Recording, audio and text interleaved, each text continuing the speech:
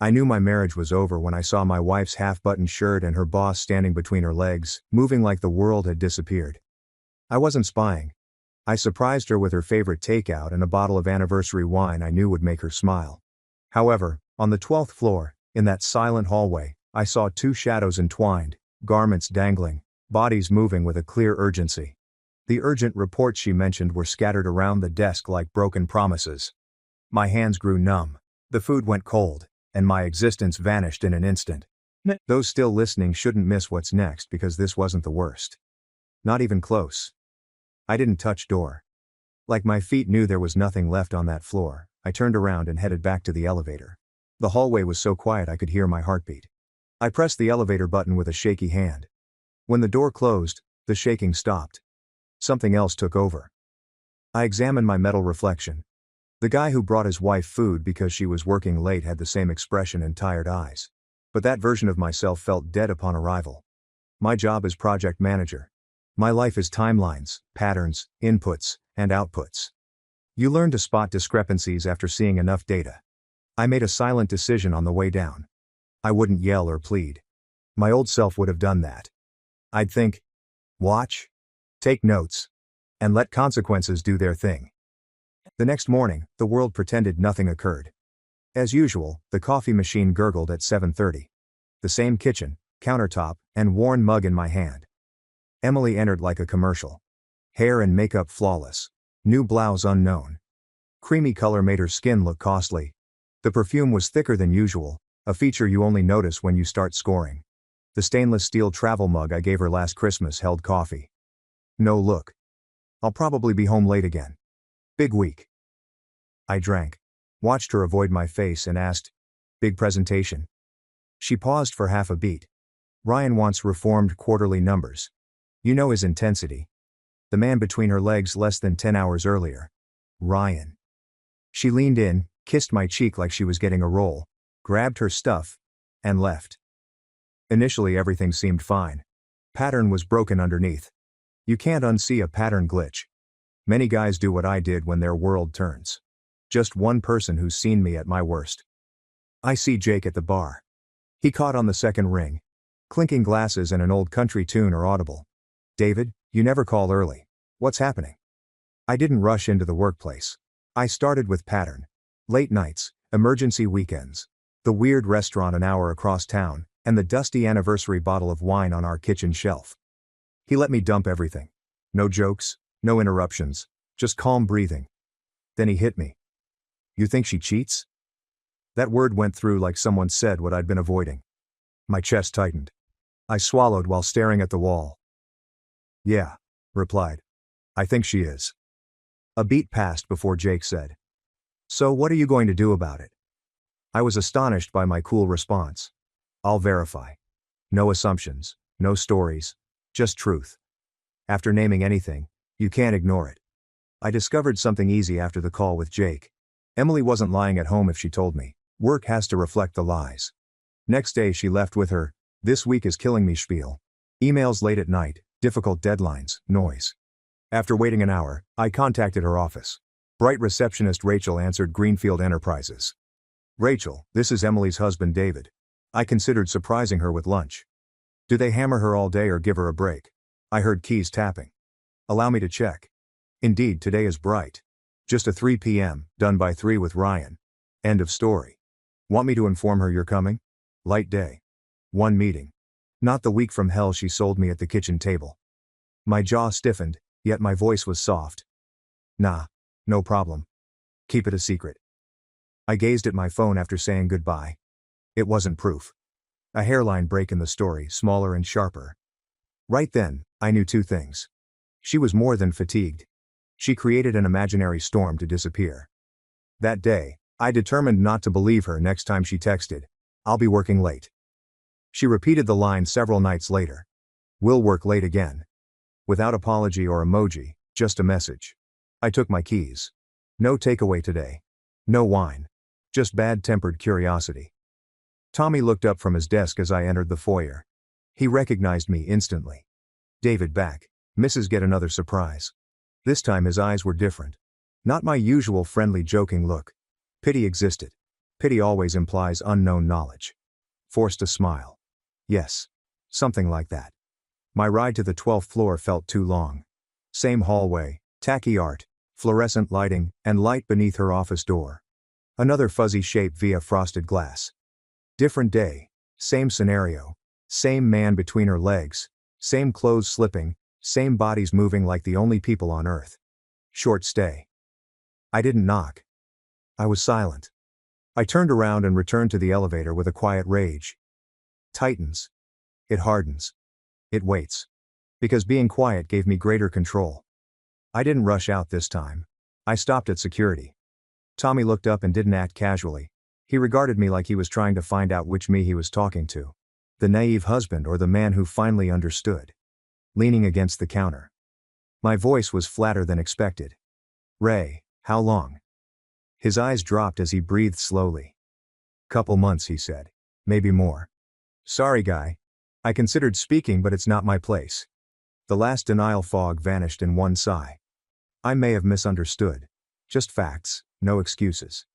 I didn't converse or blast music on the way home. I stared at the road and planned like any huge project. 3 simple goals. No conflict, no yelling match she could include into a tale. Second, assemble everything. Money, texts, patterns, proof. This marriage would end on my terms, not hers. I buried the man who wanted to mend this. The man going home finished it. She arrived home late again that night. No text warning or apology, just the garage door roaring open before midnight. Emily arrived with unkempt hair, not fitting the back-to-back meeting scenario. Smudged makeup that seems overdone. Blouse somewhat off-center, like she rushed to button it in the car. She said Ryan made last-minute alterations, leaving her suitcase by the door and avoiding my eyes.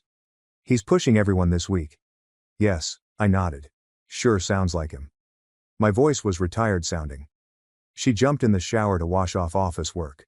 I went to my laptop and opened accounts I'd never cared about. Joint checking, savings, mortgage, retirement accounts, credit cards, automated payments, transfers, and every line she believed I'd never check.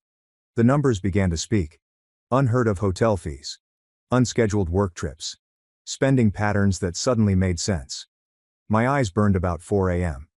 But the sight was obvious. I knew what we held. What I could move. What I could lock down, and how much she stood to lose if she left like the wounded party. She could manipulate my heart. Money is arithmetic, and math doesn't lie. She stumbled into the kitchen the next morning, tired. Free knot hair, baggy blouse, and the soft sigh folks use to show how hard they work. She reached over the counter for the coffee and I noticed it above her collar. Dark mark half hidden by fabric. A bite, not a bad bruise or accident. Didn't stare. I didn't react. I casually inquired, "Long night?" She turned away from me and murmured, "You have no idea." Taking a sip from the mug. House calm changed when she left the driveway. It felt like an operations center instead of home. The bank was called first. The second call was to a locksmith. Jake received the third call. I need Chris, the IT kid, the one who does the side jobs.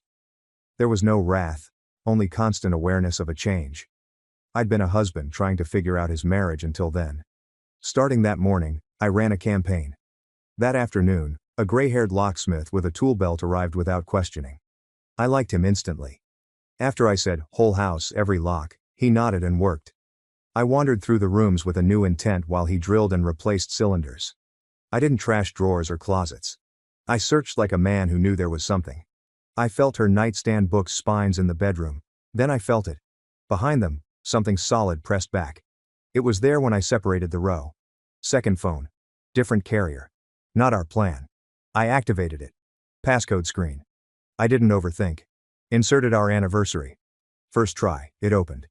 Yes, it did. These messages hit differently. He's so pathetically trusting. Once I know where all the money is, I can walk with my fair share. It was written. Betrayal of the heart and bank account. I screenshotted every nasty line about me and every scheme she and Ryan had to wreck the life I paid for. Shame burned off and hardened then. Chris arrived with a laptop bag and a half smirk, and I knew what I needed from him. Not much small conversation as we drove downtown. Just enough, I said. My wife, her boss, frosted glass, second phone. He whistled low. Damn, man. You sure you're okay? No, answered I. Tommy was working when we entered the lobby. He looked at Chris after nodding at me. This him? Yeah, he's with me. Tommy hesitated from the desk. The tiny security room demanded speed. The monitor wall showed empty corridors and office doors. Tommy sat down, typing quickly. What floor? 12. Her hallway. Her office. Last couple of months. Video began. Ryan falling after hours. Emily letting him inside her office. Door shutting. Keep lights on. We saw them kiss in the corridor like teens do when no one is watching. Different dates, same pattern. They became careless one night. Not fully closed blinds, their office window is angled improperly. Just great for the camera. Though not porn. It was enough. Chris connected his drive and copied. Encrypted. He said. If this ever disappears, it's because you wanted it gone. Before that frosted glass, I felt solid ground. There was more than my word against theirs. They hanged themselves in HD. After getting the footage and communications, the challenge was how to use them. After Emily fell asleep with her back to me, I sat at the kitchen table with my laptop, printer, and cheap paper cutter. It felt like paperwork, not revenge. I printed the worst. Calling me pathetically trusting and texting. The ones where she and Ryan discussed her fair share after she found the money. Kisses from the hallway. A few hazy office window shots. Just enough for impact. I made 3 envelopes. Greenfield Enterprises HR received it first. Nice stack of screenshots and a note, no return address. This is how your executives spend company time. The second was for Lydia Harris, Ryan's wife. In the building that paid their salaries, images of her husband wrapped around my wife. Emily frequently complained about Olivia James, the office gossip. I attached Emily's name-calling texts. I mailed each envelope from a different post office across town the next morning on my way to work. As if removing 3 pins from 3 grenades and gently placing them on a table.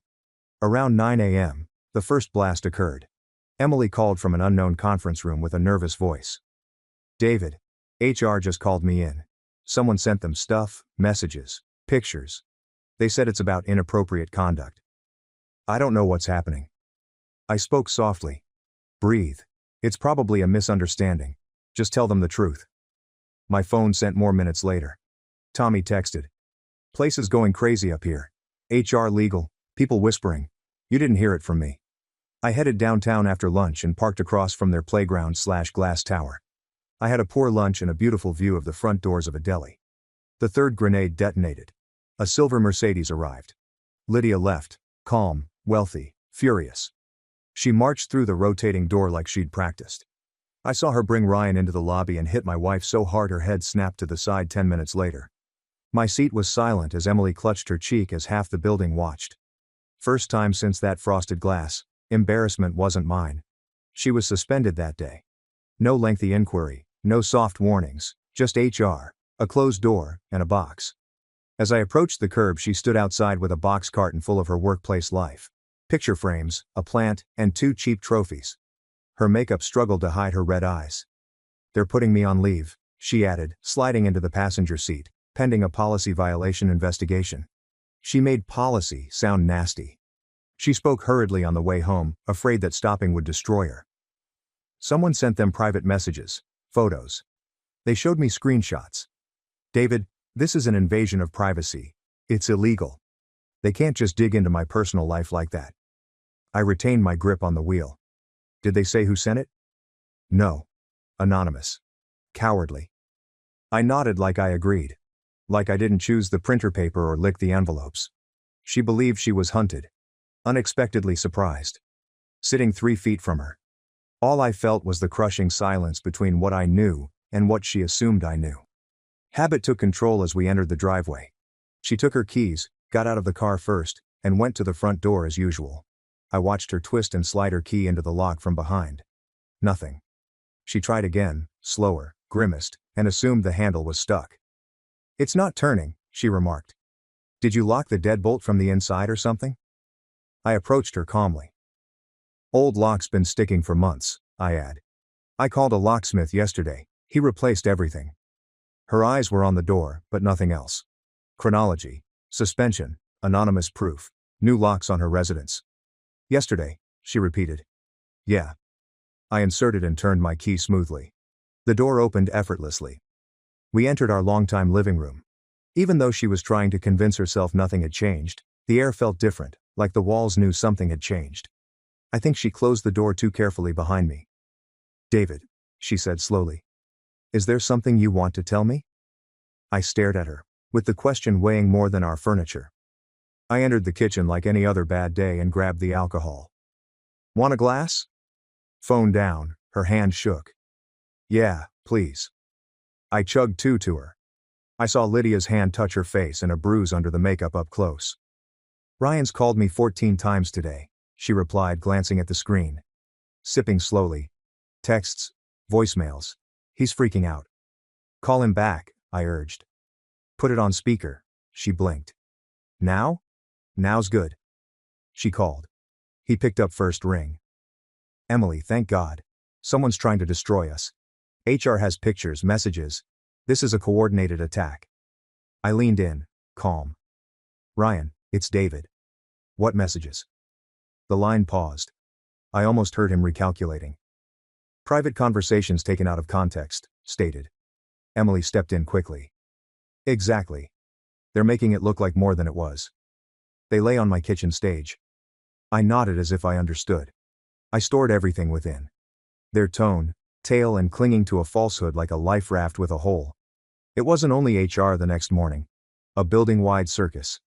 In her robe, Emily paced the kitchen with a buzzing phone. I heard bits of conversations when she answered and hung up. "Who sent it?" "No, I'm not confirming anything. It's all blown out of proportion." Olivia, her co-worker, had somehow obtained a few screenshots and turned them into office currency. Half the business saw hazy photographs and half-redacted writing by noon, and assumed they knew the whole story. Local news began investigating. Channel 7 called her cell to discuss executive subordinate claims. Other outlets left voicemails. She turned off her screen like she wanted to break it. "My career is done, David. Nobody touches this kind of scandal. I'm radioactive." I sat at the table with my coffee, playing the steady spouse. "Look," I continued. "If you and Ryan are already in this mess together, you might as well coordinate. Get your story straight. Present a united front. It'll look worse if you start contradicting each other." She stopped pacing and stared at me. "You're calm about everything," she added. "Most men would be insane." I looked at her and shrugged. "Yelling doesn't fix anything," I add. "Strategy does." She turned aside, but I could see she was upset I wasn't breaking apart on time. She didn't realize it, but the more she questioned my serenity, the more I was sure I was the only one in charge in this house. I've learned from watching the world melt down online that the crowd doesn't need much pressure once they smell blood. I contacted Chris again. "You still got room for one more side project?" he asked that day, dropping his backpack on my kitchen table and opening his laptop like a magician. "What are we doing?" "Not hacking," responded I. "Just storytelling. New account. Only a corporate whistleblower handle. Simple bio showed what happens behind office doors." Post by post, Chris created a clear timeline.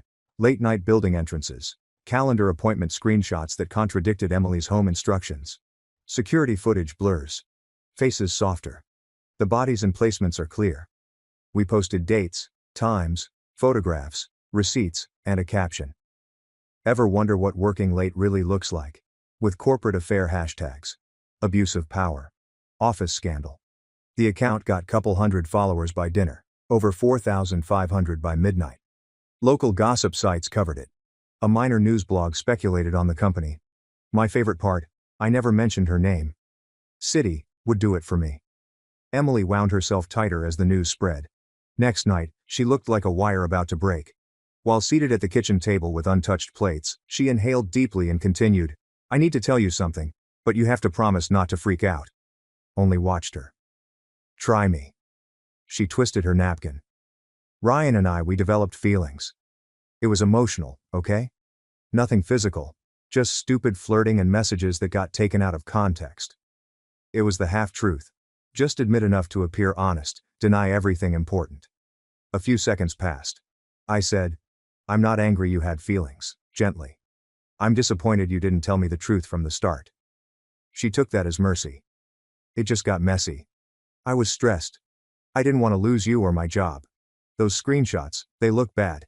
But they aren't the full story." "Context," I said. "Right." Her hot, frantic eyes met mine.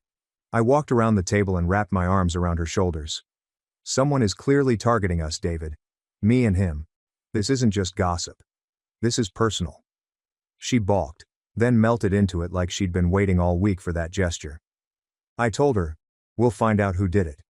She accepted, you're not alone in this. I needed her to keep me on her side, which she thought I was. A few days after the HR fiasco, calls changed tone. No more coworkers whispering or reporters fishing. A new number. Emily, out of town, replied on speaker while pacing the kitchen. Mrs. Turner, this is Detective Laura Bennett with the Financial Crimes Unit. Silence. Even the fridge was loud. We need to ask you a few questions about irregularities in your expense reports at Greenfield Enterprises. Her color almost faded. She looked at me like I could turn off reality. I think I should talk to my lawyer first, stated. You're right, the detective said. But I'd advise you not to wait. Emily dropped on the counter like her legs had forgotten. This isn't just gossip anymore, David. This is fraud. That's prison stuff. I spoke softly. Chris texted me. Then we do this smart. Lawyer first. No more talking to anyone alone. It landed when might want to dial back the whistleblower account. Cops are sniffing around. Not just a nasty secret. We had the law in this room. Emily's lawyer arrived the next morning. I waited in the parking lot as folks in and exited with coffee and briefcases like any other Tuesday. Her return brought panic, but with edges. Controlled, sharp. She responded, my attorney says we stop treating this like an affair, closing the car door. We frame it as workplace harassment. I waited. Harassment, I repeated. He was my boss, David. He pushed boundaries, late-night mandatory meetings, comments about my body. He knew I couldn't just say no and keep my job. That's what they'll understand. She'd gone, we messed up, and he cornered me in a day. There were rumors at his last company too, she said. My lawyer's reaching out to 2 women who left because of him. If they talk, it shows a pattern. Then it's not me on trial, it's him. I nodded slowly, understanding tactics rather than seeing her alter history. She added, if this works. Almost optimistic. Ryan falls, and I'm clean. Even if she didn't realize it, that sentence revealed me how far she'd go to rescue herself. Her lawyer may have believed it. I didn't. She slid a stack of printed statements toward me one night at the table, claiming innocence. She remarked, look, tapping a line. These hotels, those dinners, they were part of my comp. Client meetings, perks, it's all in the package.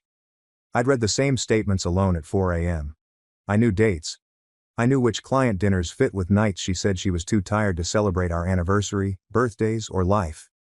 Must be nice, I whispered. She said, I don't get jewelry as a benefit where I work. Ryan said the company covered certain incentives.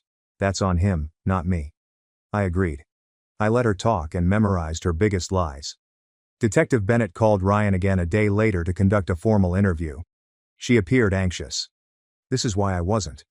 I realized she couldn't justify expenses without lowering both. I knew I was the only one with the whole set of receipts, face down on the table. Ryan's world crumbled quickly. Outside, guys like him look solid. Nice outfits, hair and automobile. But glass.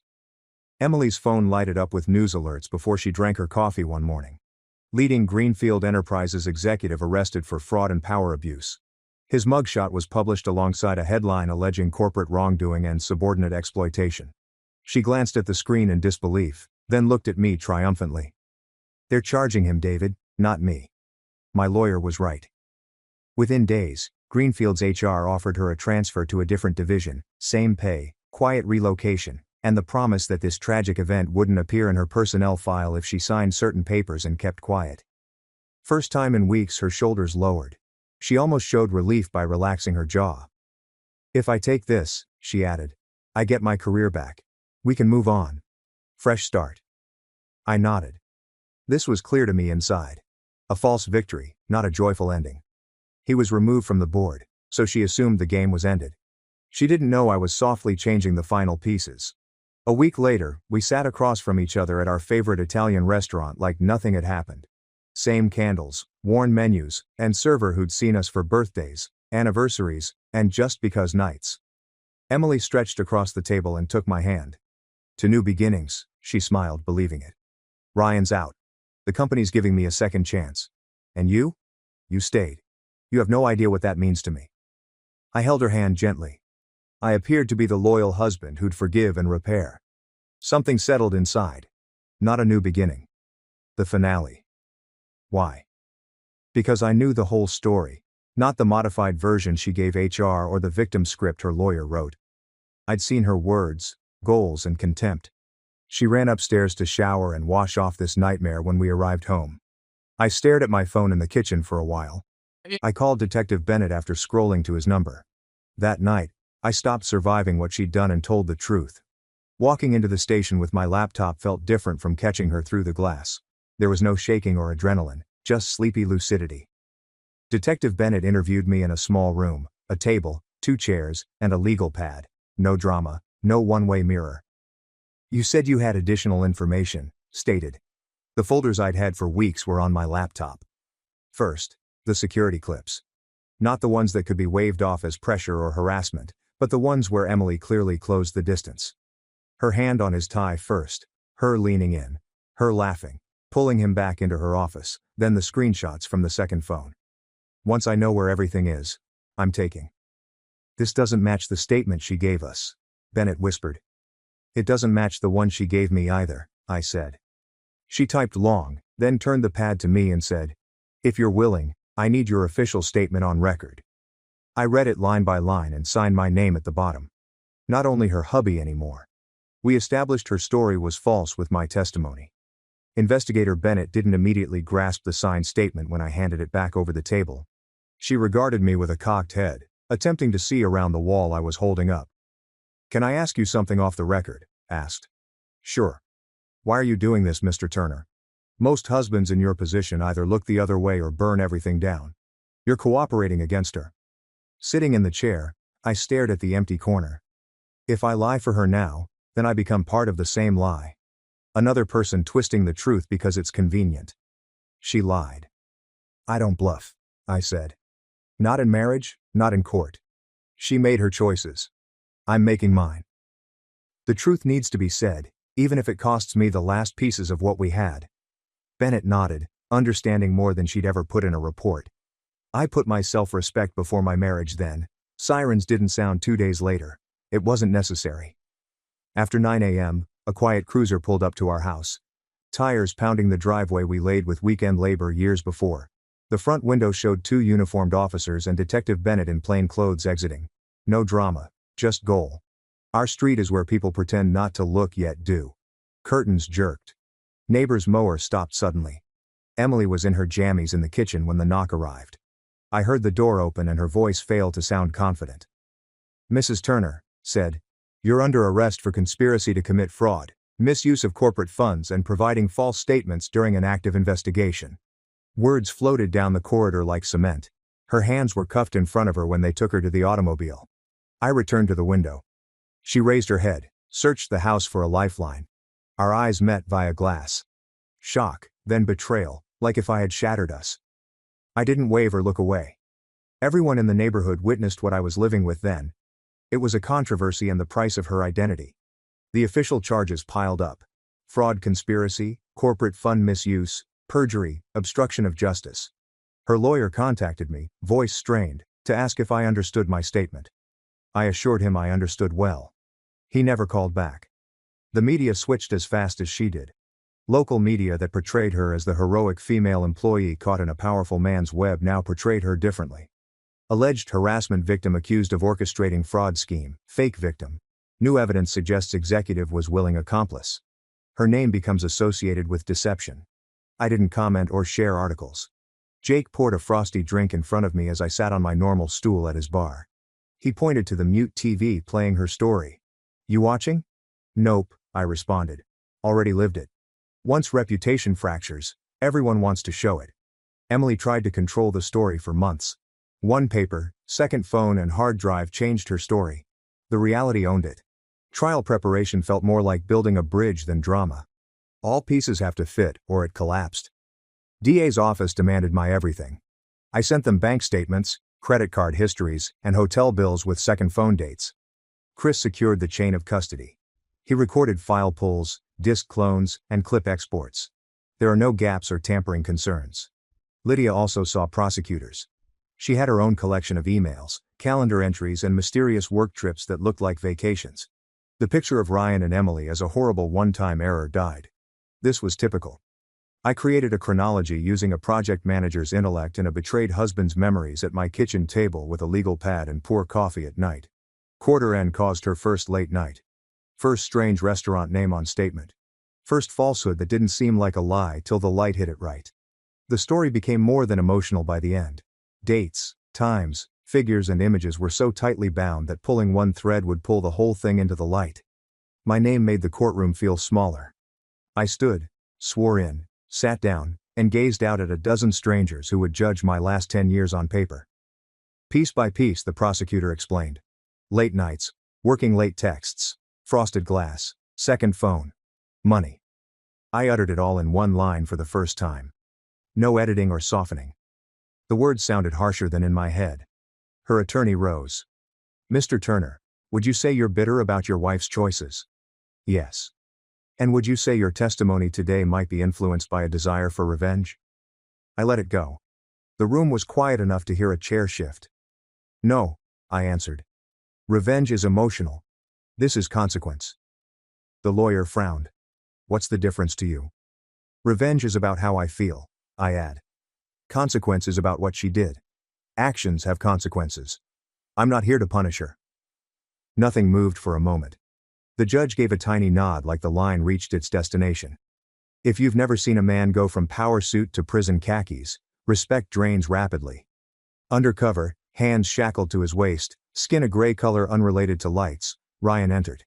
He wasn't the Christmas party smooth talker anymore. This man was eaten by his own choices. He stood, raised his hand, and pledged to tell the truth. That pledge meant something for the first time. Lying now would cost him years. The prosecutor simplified. Did you have a romantic and sexual relationship with Emily Turner? Yes. His voice broke at the word. Was it consensual? Yes. Did she ever tell you she felt pressured, harassed, or coerced? No. They showed him expense reports, motels, dinners, and jewelry. Who initiated those charges? I did. Who benefited? Both of us. Final edit. Did you and Mrs. Turner discuss portraying her as a victim to limit liability? He asked the table. Yes. Emily ignored him. Ignored me. Just stared straight ahead as his swore words tore apart the story she'd spent months creating. He returned everything she'd tried to blame him for, split evenly under oath. Our supporting characters gradually became the main characters. Receptionist Rachel started. She sat erect, hands folded, speaking clearly. Yes, I managed the executive calendars, responded. Mrs. Turner did not have the heavy schedule she described. Her days were normal, a few meetings, nothing like what she told HR or her husband. Tommy testified. Seeing him in a suit instead of his security polo almost threw me. After wiping his palms on his knees, he answered every question. Yes, I often saw Mr. Mercer arrive after hours. Yes, Mrs. Turner was there with him. Yes, it happened many times over several months. Olivia left. She didn't hide her voice's harshness.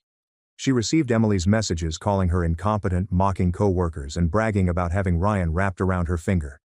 Each item may have been excused as a misunderstanding, poor night, or exaggeration. The pattern was clear when combined. I watched the jurors scribble notes, heads down, pens going quicker with each witness. No longer simply my pain. All the strangers in the room saw the woman I'd finally seen. Emily's attorney took a different approach when it was her turn. He pointed at the hazy security camera stills with wide palms like a magician. Saying, let's be honest, he repeated, these images invade privacy. No audio, no context. Two adults behind a closed door. Who knows what's actually happening?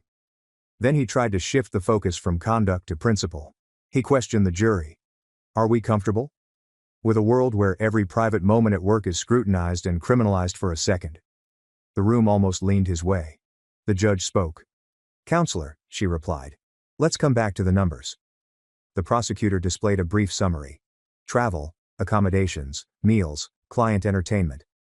Mrs. Turner, he added, can you explain why $12,000 in company funds were spent on trips and purchases that appear to benefit you personally, many of them on dates that match messages between you and Mr. Mercer? Large black typeface, $12,000. Emily opened and closed her mouth, looking at her lawyer.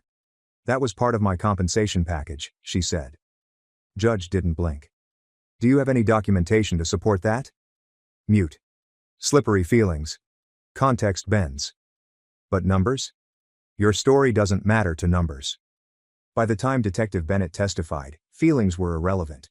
The issue was structure. She was calm and methodical, like those who believe their work.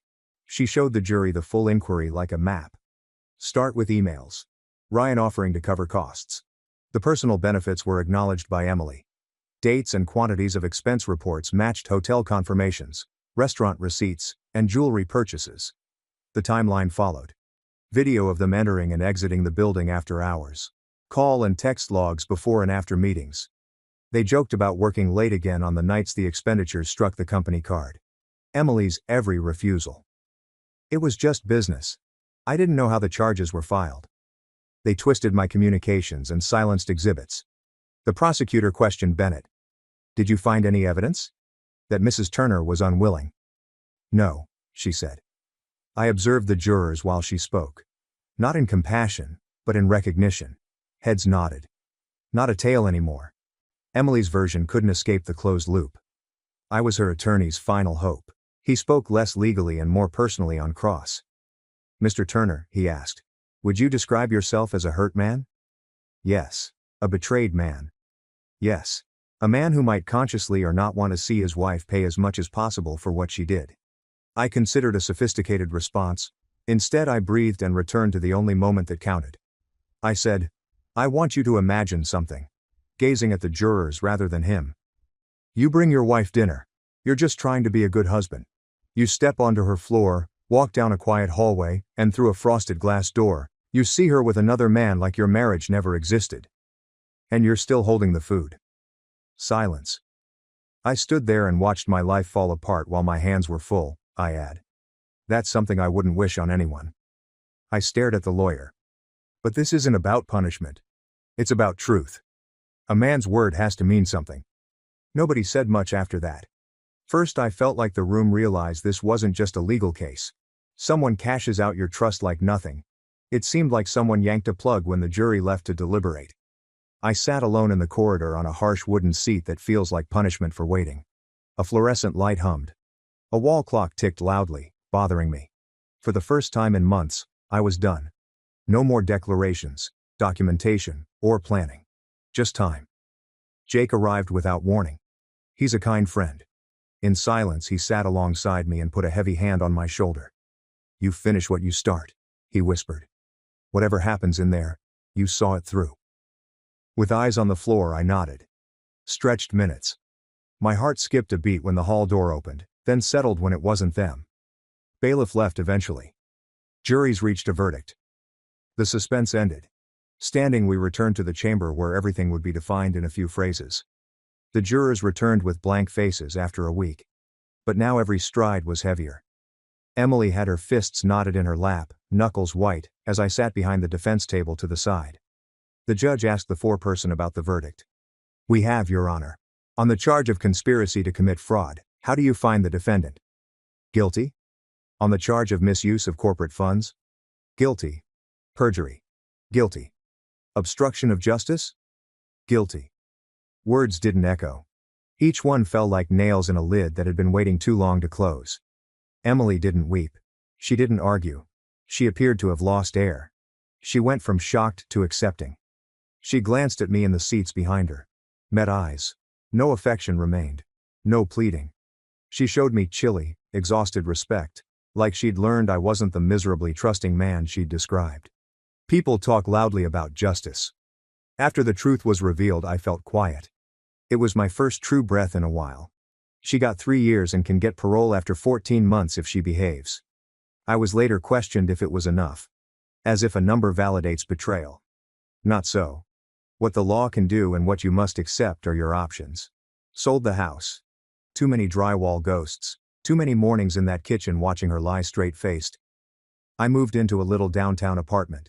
1 bedroom, nice city view, close enough to walk to work if my truck fails. Quiet without being empty. Quite straightforward. Fridays still bring me to Jake's Tavern. Same stool, charred wings, TV game. But the talk has changed. Focus on what's next, not what she accomplished. Bills paid. Made bed. No book hidden second phone. No joint card mystery charges. Not showy. This is no movie-style revival. Just a man regaining his routines and choosing a dull quiet over the continual fire she left behind. My first prison letter arrived in a plain white envelope with my name in handwriting I knew better. I opened it at the kitchen table. 4 front and back pages. Apologies. Explanations. Memories she cherry-picked to indicate there was something true under all the falsehoods. Promises about treatment and self-improvement. And a hope we could try again. Read it once. Completely. I filed it in a manila folder with the rest of the case paperwork in the back of a drawer. Our wedding photo is the only old photo on my desk. We're younger, thinner, and staring at the camera like we thought love could handle everything. I occasionally stare at it. I remember trusting someone entirely. To risk my life on one person without thinking. Then I noticed the frosted office glass, silhouettes and chilly takeout bag. My reminder. Once you see what's behind those doors, you never go back. Fine print isn't the ring, property or bank account in a marriage contract. Trust. Nobody reads that at the ceremony. If you cash this in for your own fun, there's a cost.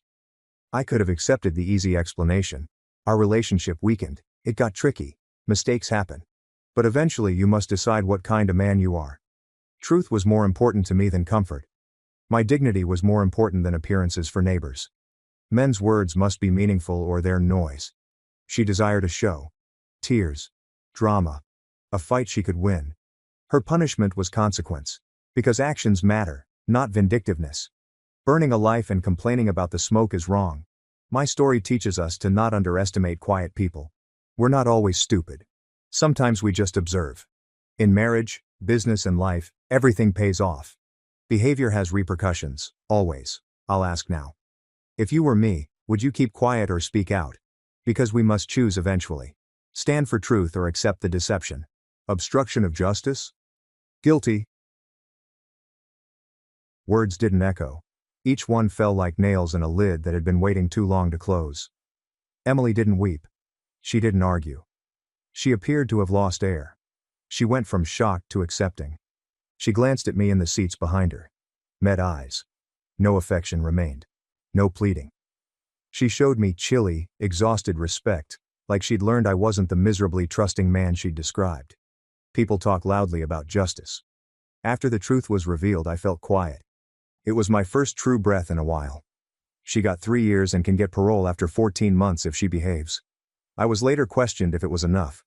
As if a number validates betrayal. Not so.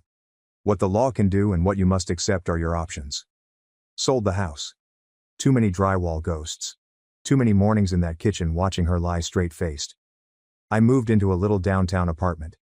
1 bedroom, nice city view, close enough to walk to work if my truck fails. Quiet without being empty, quite straightforward. Fridays still bring me to Jake's Tavern, same stool, charred wings, TV game. But the talk has changed. Focus on what's next, not what she accomplished. Bills paid. Made bed. No book hidden second phone.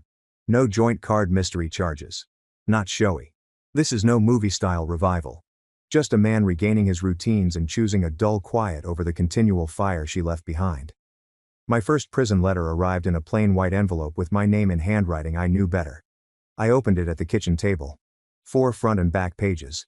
Apologies, explanations, memories she cherry-picked to indicate there was something true under all the falsehoods, promises about treatment and self-improvement, and a hope we could try again. Read it once, completely. I filed it in a manila folder with the rest of the case paperwork in the back of a drawer. Our wedding photo is the only old photo on my desk. We're younger, thinner, and staring at the camera like we thought love could handle everything. I occasionally stare at it. I remember trusting someone entirely. To risk my life on one person without thinking. Then I noticed the frosted office glass, silhouettes, and chilly takeout bag. My reminder. Once you see what's behind those doors, you never go back. Fine print isn't the ring, property or bank account in a marriage contract. Trust. Nobody reads that at the ceremony. If you cash this in for your own fun, there's a cost. I could have accepted the easy explanation. Our relationship weakened. It got tricky. Mistakes happen. But eventually, you must decide what kind of man you are. Truth was more important to me than comfort. My dignity was more important than appearances for neighbors.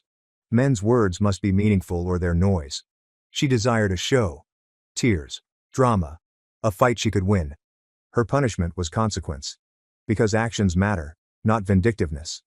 Burning a life and complaining about the smoke is wrong. My story teaches us to not underestimate quiet people. We're not always stupid. Sometimes we just observe. In marriage, business and life, everything pays off. Behavior has repercussions. Always. I'll ask now. If you were me, would you keep quiet or speak out? Because we must choose eventually. Stand for truth or accept the deception. Catching my wife in bed with her boss. Instead of yelling or pleading, I just simply said, "See you in court, good luck with these proof." My husband said, "She's more important than our kids." While kissing his mistress in front of them. I secretly recorded everything. Now he sobs in court. I was married to Ethan for 10 years, and had 2 kids, 9 and 6. He lived normally until he started working late on Thursdays. His company started midnight weekly strategy sessions. I didn't dispute his promotion because he'd always wanted it. Bringing home perfume instead of coffee seemed like a way to impress the managers. Our daughter Sophie stated Daddy picked up a woman from school last week. Miss Miller, the new art teacher, came from another district. They chuckled when Sophie said, Papa drove her. Her car broke down, and Ethan was helping. Felt crazy for mentioning it. The Thursday meetings lasted 4 months.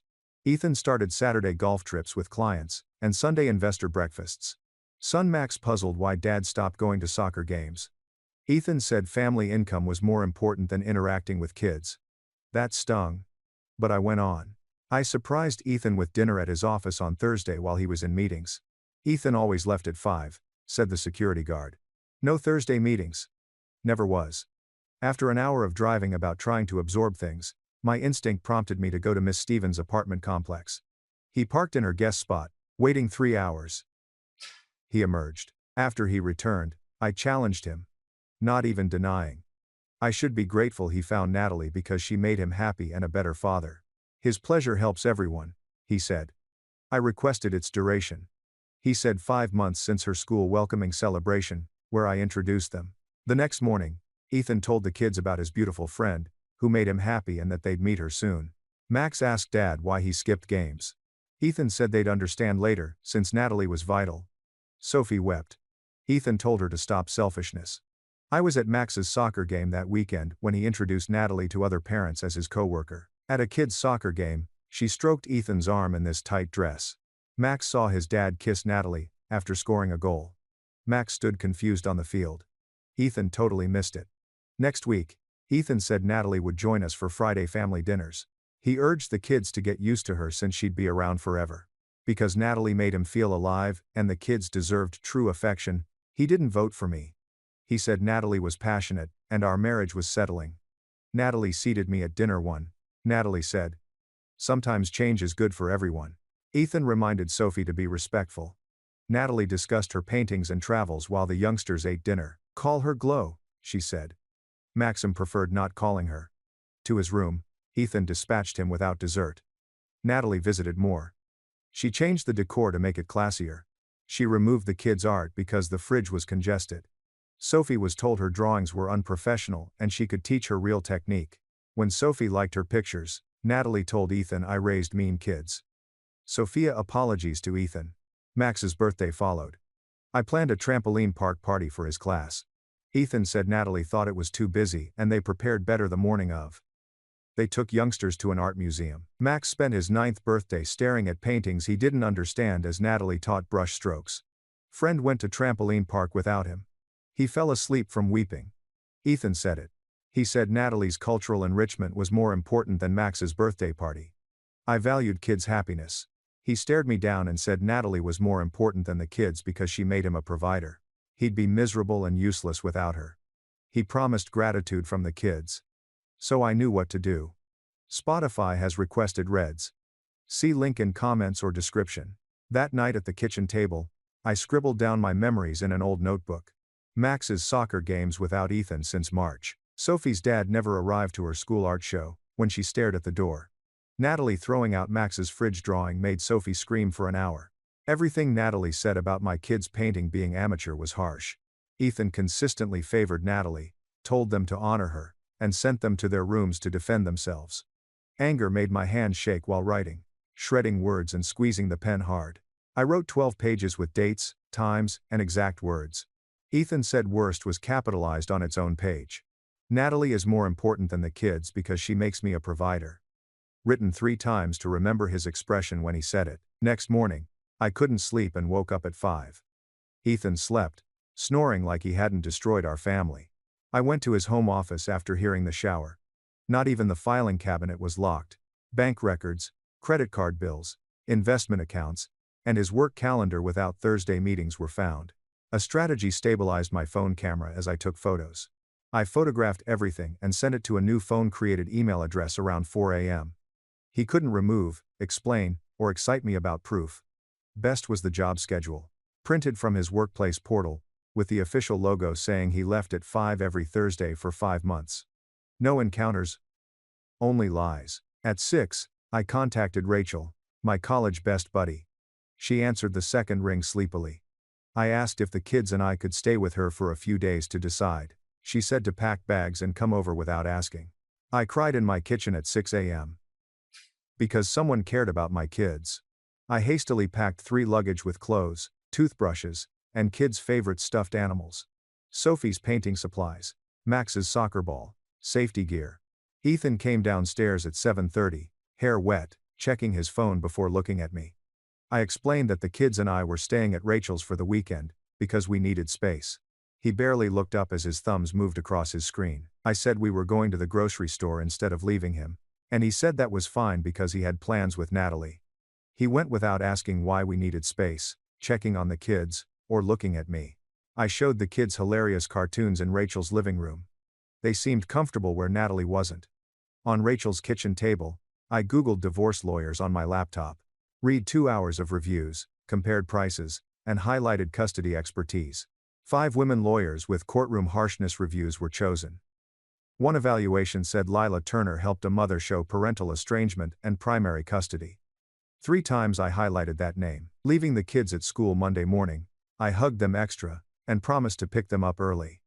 I drove to Lila's downtown office, with her name on a bronze plate. My receptionist showed me a huge conference room with windows. 5 minutes later, tall Lila with silver hair and piercing eyes, sat down and told me to start. I told her everything for 40 minutes, while she took neat handwritten notes. After I finished, she put her pen down, looked me in the eye, and said, "We can protect your children." I nearly cried again. Lila claimed Ethan's claims that Natalie is more important than his kids will wreck him in custody court. He said judges hate parents who put their affairs above their children, especially when there's proof of the mistress being cruel to the kids. She told me to be smart and careful, gathering more evidence when solving challenges. She said judges like parents who try to save their marriages. Even when the marriage is obviously over, we had to play the game. Right? I hired her. I wrote a savings account check without informing Ethan. My part-time library job saved me money. Only a few hundred per month for years. We planned at the conference table. Record everything from now on. Get the kids treated so an expert can analyze the damage and write court papers. Ethan would always pick Natalie over the kids, so wait. Like she'd seen 100 Ethans, Lila was confident of that final part. She probably did. I picked up the kids from school at 2 instead of 3. They heard we got ice cream. Our table was outside the ice cream shop. I had nothing because my tummy was tight, but they had chocolate cones. I softly stated that Mother and Daddy were having major issues, and we might not live together soon. Sophie wondered if Natalie did it. Yes, I said. She looked relieved when I told her good news. More than everything Ethan did. Seeing my 9-year-old daughter relieved her family was ending broke my heart. Do we have to see Natalie after leaving Daddy? Max wonders. His voice was small and scared, ice cream dropping from his fingertips. I would do everything I could to keep them from her. He put his cone down and held me so hard I couldn't breathe. My neck was clutched like I could disappear in his small arms. I realized my kids were waiting for me after his hug. Favor them over peace. I attempted to fix it for months. I let them down by waiting. After ice cream and bedtime, I looked for divorced child family therapists online. I needed someone who knew my kids' situation to help and document for court. I spent over an hour browsing websites for qualifications and reviews to find the right person. One name kept getting good reviews. Curtis Walker helped kids cope with parental conflicts and family breakdown. I needed someone who was kid-friendly and careful in his documentation, per the ratings. His receptionist received my call the next morning before the kids woke up. My 9 and 6-year-old children were suffering from their father's infidelity and mistress's harshness. I told her I needed help with kids and custody paperwork. After pausing, she stated Curtis had openings later that week and would be happy to help. Sophie and Max were booked for Wednesday afternoon and Thursday, back to back, to save me travel. I thanked her and hung up, feeling safer for my kids. She called me in the morning. She said staying with my friend looked like abandoning the marital home, which may hurt my custody case. Judges didn't appreciate when one parent left the house with the kids, since it looked like you were attempting to keep them apart, even if they didn't care. She advised me to go home and record everything. Avoiding return. Although I didn't want Ethan or the kids around Natalie again, I understood the plan. We went home after packing everything at Rachel's that afternoon. We found Ethan's automobile in the driveway about 3 p.m. on Tuesday. Shocking me. My kids went to their rooms as I unpacked our bags. Ethan came downstairs at 5, prepared coffee in the kitchen, and stared at us like we hadn't left. No one asked where we were or if the kids were okay. After preparing coffee, he went upstairs to work. About 6 that night, the doorbell rang. Natalie entered without an invitation with a bag of takeout. Ethan kissed her and stated they delivered meals in front of me and the kids. I took time-stamped photos of her at our house, Ethan kissing her in the foyer, and them setting up dinner like they owned it with my phone. I instantly gave Lila clear timestamps. Dinner disappointed. From the table, Natalie watched Sophie eat, making faces every time. Natalie laid her fork down mid-dinner and appeared to worry about Sophie. She said Sophie's fork grip and loud chewing needed work. She said Sophie, my 9-year-old daughter, needed etiquette lessons like a project. Ethan nodded in agreement with Natalie, believing her. Sophie was told that Natalie was making her more sophisticated and to enjoy the attention. My daughter's face crumpled, and her eyes filled with tears. She was trying to fight back. Sophie put her fork down and looked at her plate, trying not to cry. Sweetly smiling at Natalie, I whispered something neutral about how every family has distinct styles and mentally logged every word for Lila. I noted the time, what was stated, Ethan's unwavering support for Natalie, and Sophie's reaction. I recorded everything after the kids went to bed. After dinner, I read to Max and tucked Sophie down, despite knowing they weren't safe. So I went downstairs after closing their doors and hearing their breathing fall asleep. Natalie watched TV with Ethan on the couch. I informed him Natalie was no longer allowed in our home until we sorted our marriage issues from the threshold. My speech was calm and reasonable, as Lila recommended. Ethan laughed at me like I joked. He was fine with Natalie, and I needed to embrace her into our lives. Our marriage and kids seemed inconsequential to him, as he casually mentioned the weather. Natalie smiled at me from the couch as Ethan held her. My pocketed phone captured everything. Microphone pointed at them. He told me Natalie made him happy, and I had to embrace the new reality. After capturing every phrase, I excused myself and went upstairs to email Lila the audio file before bed. Next day, I drove to Lila's job with my phone recording. In her conference room, I played it for her, and watched her expression as Ethan divorced me and instructed me to take his mistress.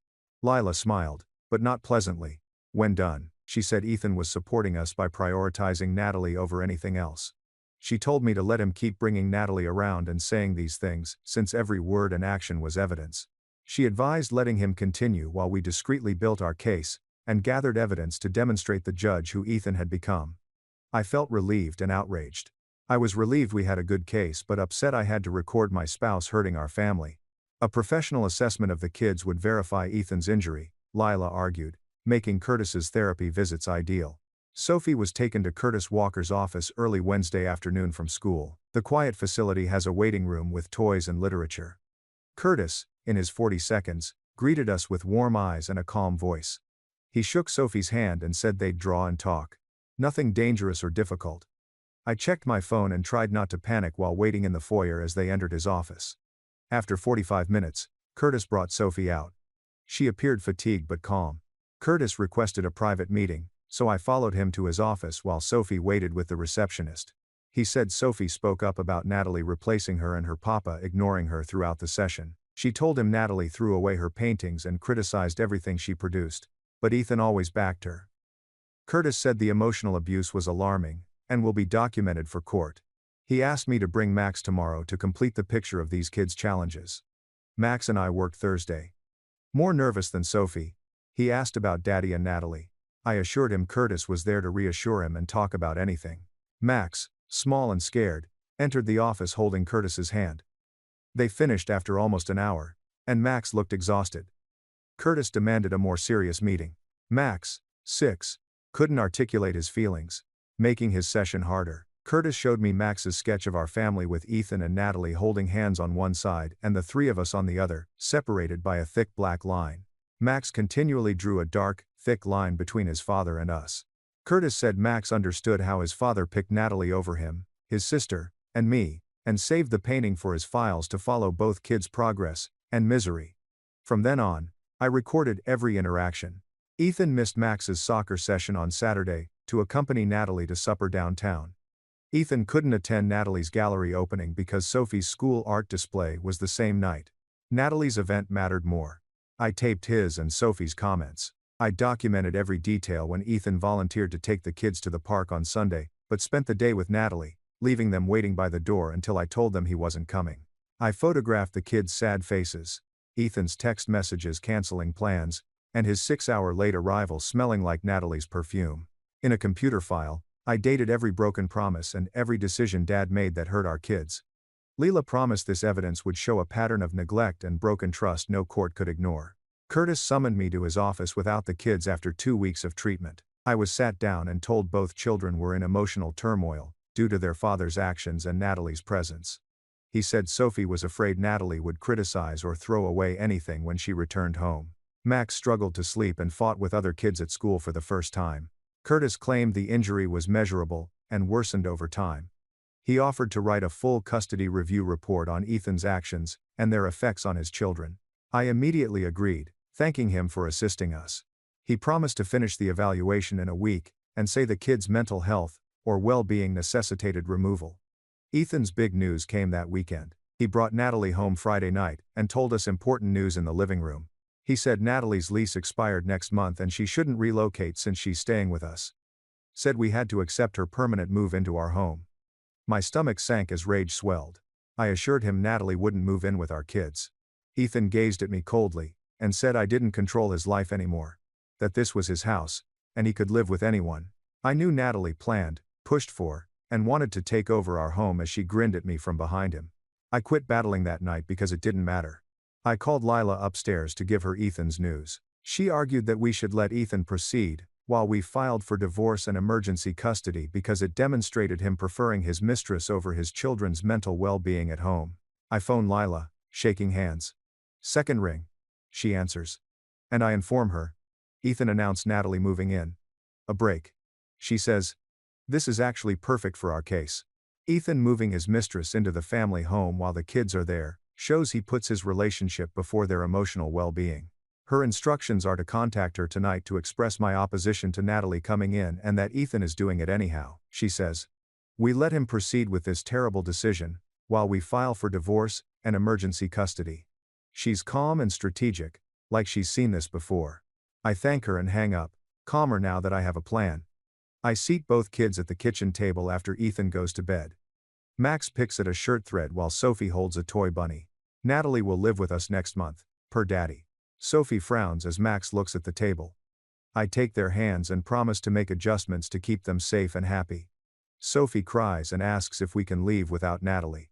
I hold her hand and swear, we'll soon have our own apartment with just the three of us. I tell Max Natalie won't throw away more of our belongings, since we're leaving before she can hurt them. I feel relieved and afraid as they hug me closely, knowing I must move fast. I look for rentals online Saturday morning while Ethan and Natalie are at the gym. Avoiding district changes and losing friends, I hunt for places near the kids' school. I find a 3-bedroom house 3 blocks from their school.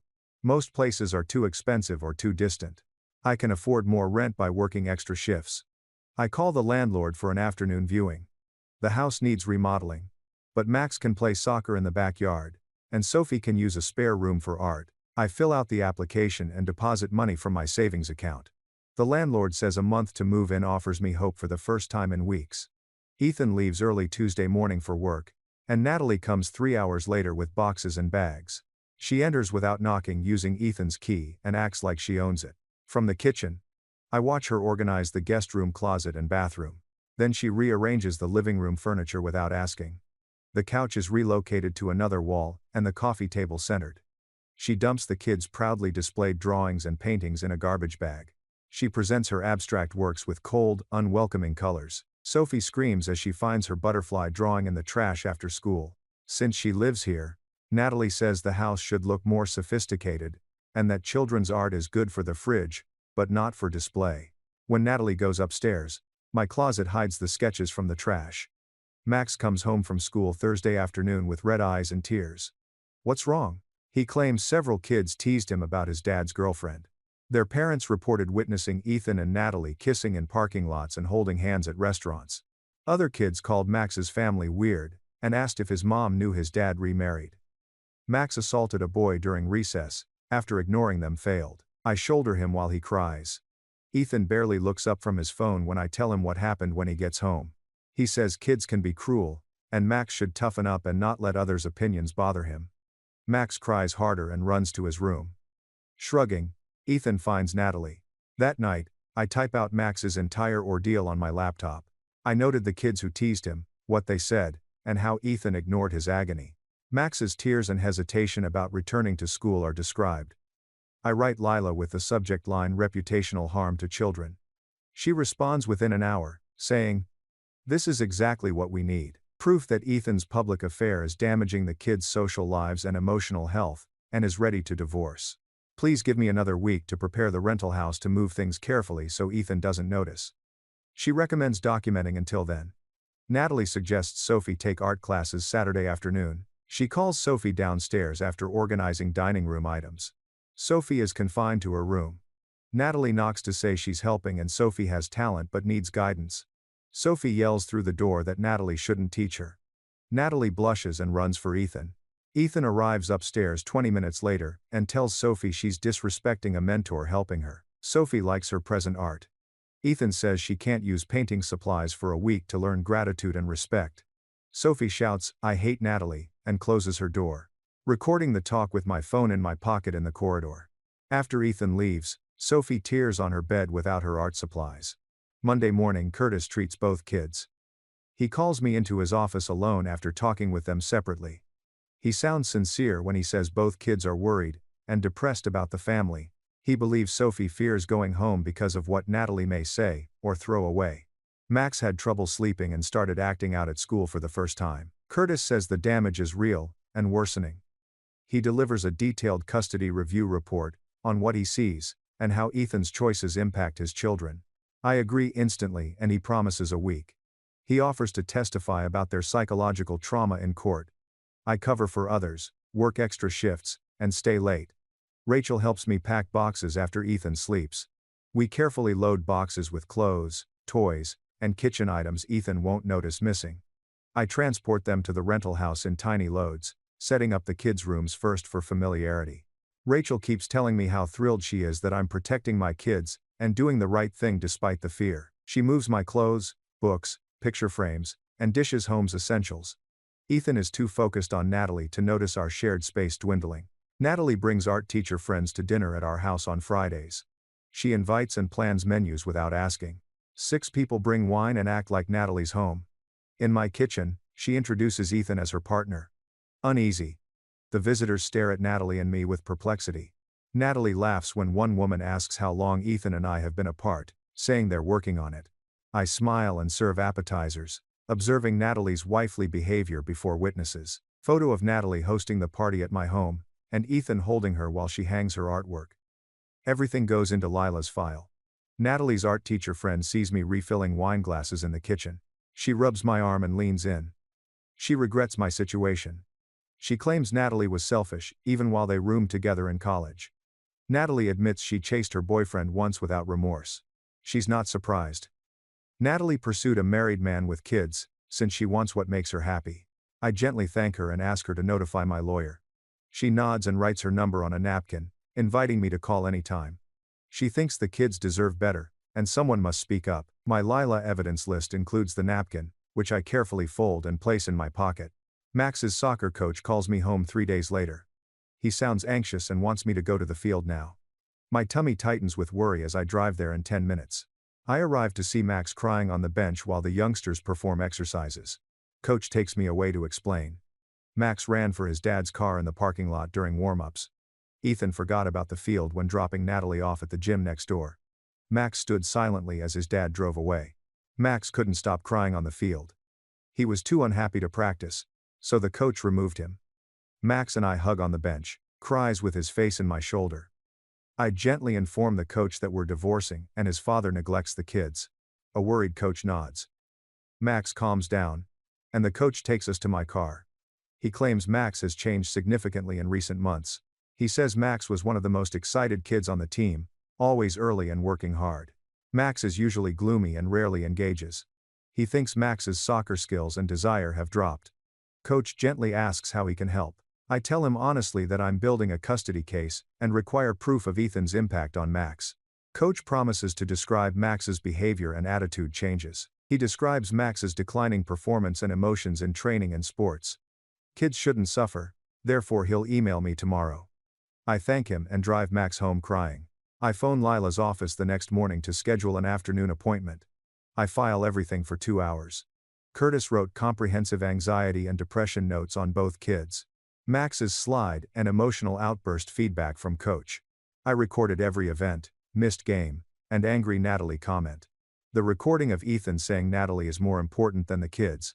Photos of Natalie destroying the kids' art and taking over our house. Email and text screenshots. Natalie's friend's contact info, who witnessed her selfishness for years. Large envelope in hand. I drive to Lila's workplace.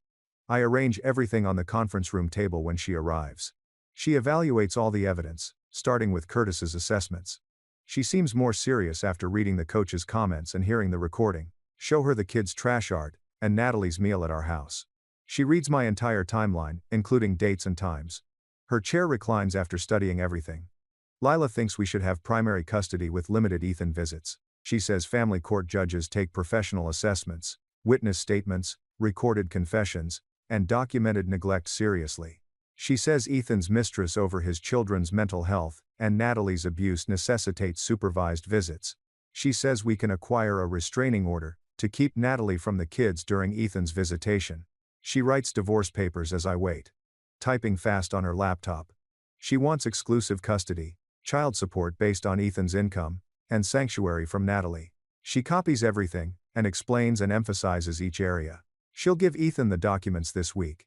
She says to be calm and videotape anything he does, expecting a nasty reaction. She says his activities will help us. Ethan starts work at his usual time on Fridays. Move after his car leaves the street. As usual, I hug the kids before they go to school. I load the last boxes into my car after returning home. Rachel drives to the house, and we quickly remove the remaining furniture and items. We take the kids' beds, dressers, and the kitchen table Ethan never knew was mine when we married. We pack family photos, antiquities, and other house belongings. Most of our stuff is at the rental house after weeks of slow moves. Our final load and life here. The divorce papers will be on the kitchen counter when Ethan gets home. I add a note on top indicating we're done and he can only contact me through Lila.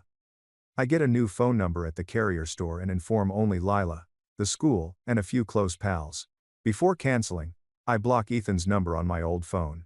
I unload at the rental house after driving. When Leela phones me, Ethan will be home in an hour. Her voice is serene but joyful. Angry, Ethan called her office to ask where his kids were. He allegedly threatened kidnapping charges. She calmly informed him that his children are safe with their mother, who prioritizes them over her relationship. She said he'll get divorce papers and answer through his lawyer. She said he must speak legally. She alleges he hung up after stating, "I'll repent it." She thinks his reaction is good for our case, since it shows he values control and wrath over his kids. She reminds me to ignore his direct communications. She says her office does everything. Left early to be there when kids get out of school. When they spot me waiting at the car, they run with bouncing bags. I drive them far to see our new house in their neighborhood near school and friends. As we enter the driveway, I proclaim our new home. They can explore after I unlock the front door. Sophie sees her room first and cries. Joyful tears this time. She has her favorite blankets and pets on her bed. One wall shelf holds her art equipment. Natalie's drawings were saved from the trash and displayed on a bulletin board. She hugs me too hard to breathe. Max enters his room to find soccer trophies and posters. He wants his drawings back on the fridge. I agree, and we head to the kitchen. He proudly presents 3 school drawings he produced this week. We watch movies and jammies on the couch until noon on the weekend. We eat pancakes on the floor for breakfast, because I don't have a coffee table. Playing board games after months of storage because Natalie thought they were immature and cluttered the house. Boxed dinner pizza is consumed. Natalie isn't critical, no Ethan ignoring his lady via SMS. No worries about trashing. We 3 felt safe and secure at home. The kids are calmer without their ears covered. A movie scene makes Sophie laugh. In the board game, Max jokes and chats about soccer without grief. Max chuckles at something funny on Sunday afternoon. An honest belly laugh.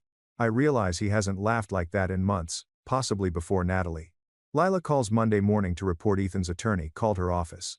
Father wanted urgent child visitation. Lila supplied our extensive proof package, and Curtis's professional supervised visitation recommendations.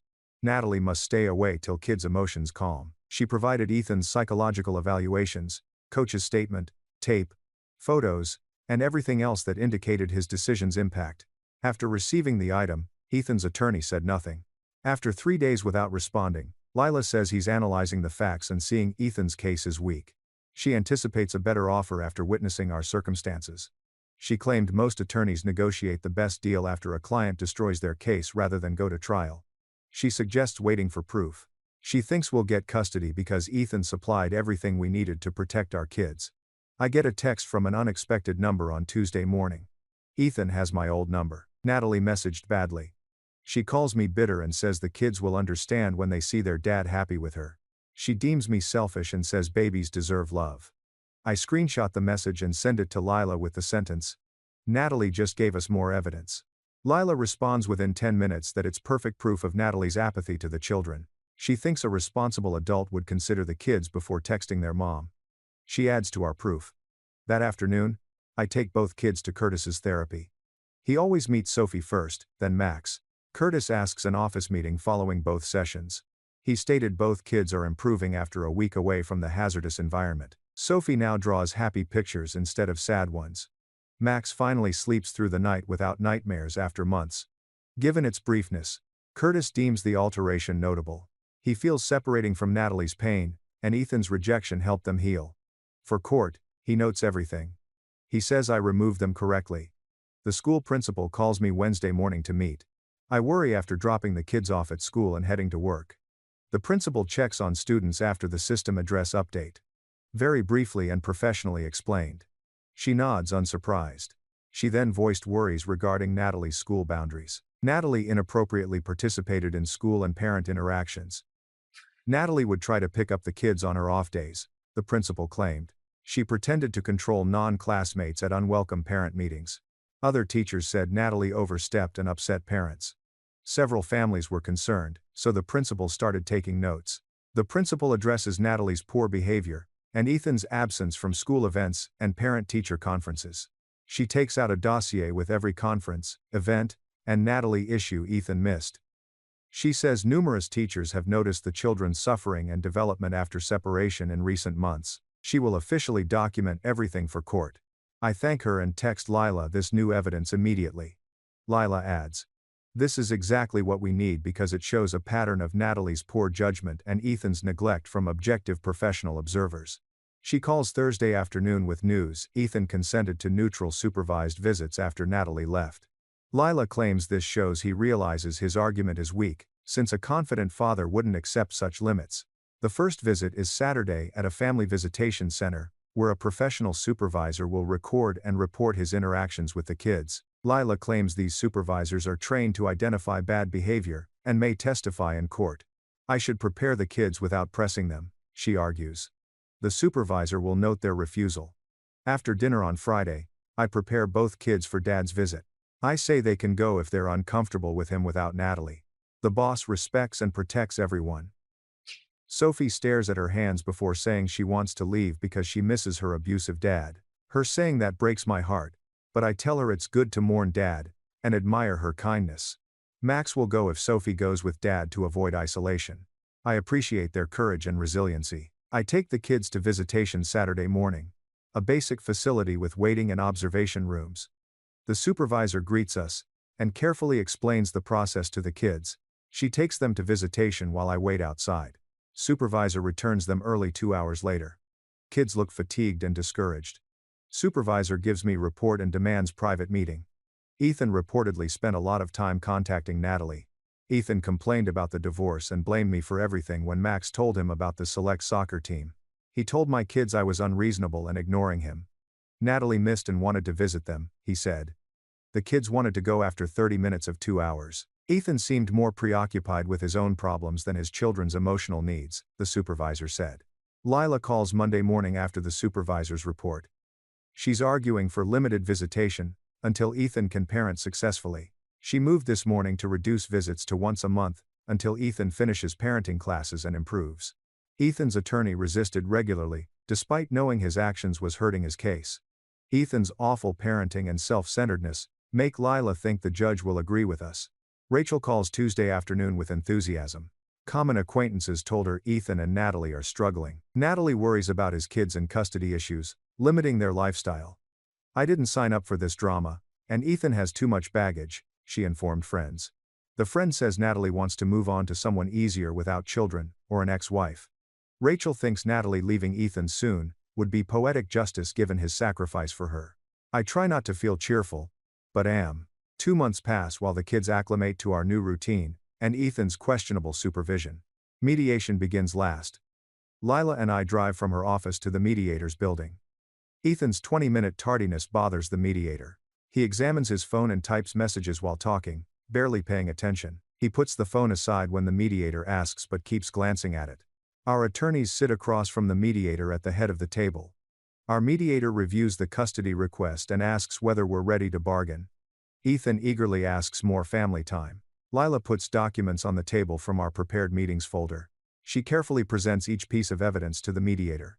After the visiting center supervisor's reports, Curtis's psychiatric assessments of both kids and the soccer coach's remark about Max's mental and performance decline are read. The principal's report on Natalie's misbehavior and Ethan's absence from parent-teacher conferences and school events is added. She eventually documents my exact dates, times, and remarks, including Ethan that Natalie was more important than our children. Ethan moves in his chair and checks his phone while the mediator reviews each paper. He becomes nervous when his attorney bends over to inspect the evidence. I sit next to Lila, who folds her hands on the table and is mute because the documents speak.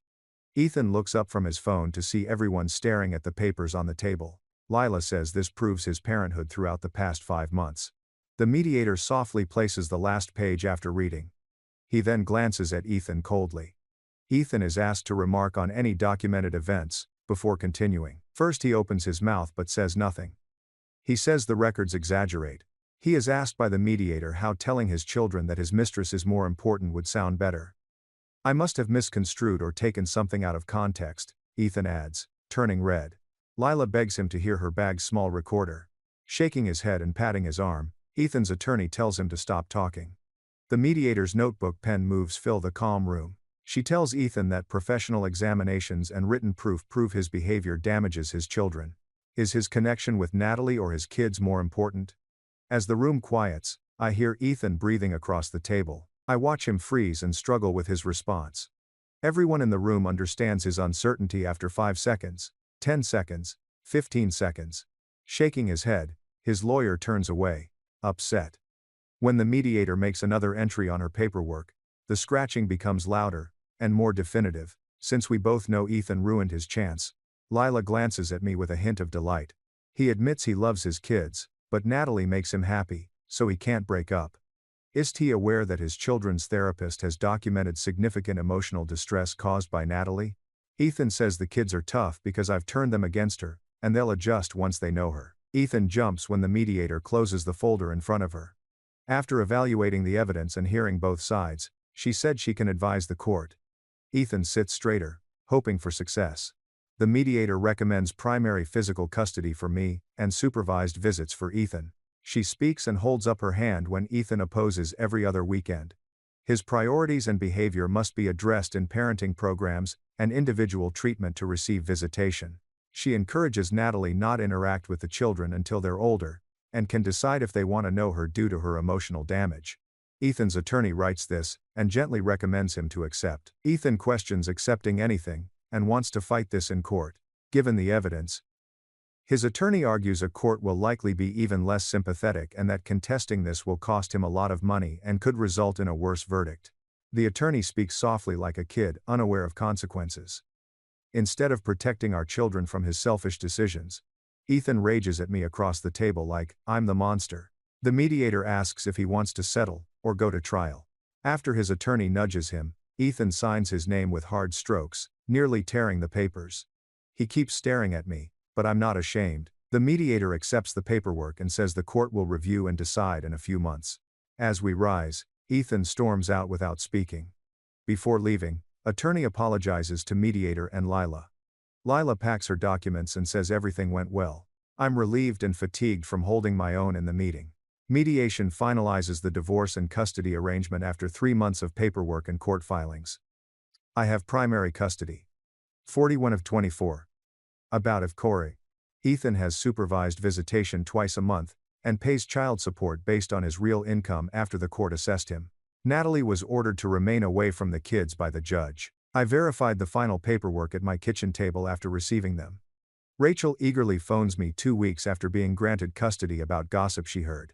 Natalie dumped Ethan because he lost his family for her and didn't like it. Rachel's friends saw Natalie and an architect at a restaurant without kids or baggage. Though I strive not to feel satisfied, justice is too perfect. After learning the truth, Ethan left his family for someone who didn't want him. James, Ethan's boss, calls me unexpectedly a few days later. He regrets not knowing Ethan's professional efforts and their influence on our family. James believes Ethan's work performance has declined in recent months, and Natalie has complained about his unprofessionalism at corporate events. This is diplomatic, but he wants me to know that Ethan's choices influence him professionally. Jim's call and concern for our family are appreciated. Both kids are fine 4 months after separation. Sophie has returned to art without criticism and entered an exciting school competition. Max made soccer team and plays with excitement when looking for his dad. They miss their father on bad days, but our house is no longer scary. Curtis reports that both kids are making therapeutic progress and showing resiliency in our check-ins. Ethan regularly cancels, arrives late, and is more interested in his phone than his kids, making supervised visits difficult. His supervisor found that he laments about the divorce instead of spending time with Max and Sophie. Curtis says the kids are less excited to see their father and less angry when Ethan cancels. 2 months after my last visit report, my boss calls me into her office to promote me to senior coordinator with a 20% pay boost and improved benefits. I sign the form instantly, considering the kids' implications. Sophie chose professional paints and brushes at the art supply store that weekend, which Natalie thought she wasn't ready for. Max gets new cleats and joins his ideal travel soccer team. Rachel says, I'm glowing now that the weight of that terrible marriage is off my shoulders. She's accurate. This is my lightest sensation in years. I can breathe without chest discomfort. As the kids laugh over their Sundays, I realize this is normal, what our lives should have been. Sophie puts down her fork and says she's pleased we left breakfast 6 months after the divorce. She feels free to be herself, without Natalie evaluating her work, or worrying it's not good enough or sophisticated. Max nods and says he prefers our house because it seems like home, not a museum where he must be quiet and careful. My kids are happy in their pajamas with syrup on their faces, and messy hair. I finally realize they're okay since Natalie arrived. Sometimes they miss Dad. However, fear and worry no longer flood every space. Lila calls me 3 weeks later about Ethan's attorney's paperwork. Having trouble meeting the schedule, Ethan wants to renegotiate his custody arrangement to reduce his visitation. I found employment and personal duties justified in the filing. Nothing concerning kids' welfare. Lila responds favorably, citing his canceled visits and supervisor complaints of disinterest. Court hearings take 15 minutes. The court reviews the facts, disapproves of Ethan, and reduces his visitation to weekly. The kids nod when I tell them that night, expecting sadness or disappointment. And Max asks if we can make popcorn and watch a movie. Kids' relief, not anguish, tells me everything about seeing their father, creating a good life. Our tiny kitchen table seats 3 for dinner every night. Natalie won't change our space, or delete their art. While they relate their day, I aid with homework. Tell me honestly without repercussions. As the loudest parent in the stadium, I cheer whenever Max touches the ball at soccer games. We have Sophie's fridge and wall art. As she gets confidence, her drawings improve. We spend weekends doing fun things, not cultural enrichment. Children are laughing and regaining their personalities. My strength and ability to sustain and defend them surprised me. We're freed from someone who had consistently shown his unworthiness.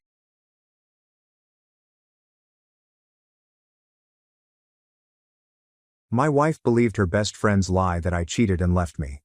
When the truth came out, it was too late to save the trust. I'm 35 and recently finalized my divorce from my wife Claire. We were together for 6 years and married for 2. Looking back, I think I should have seen this train crash coming.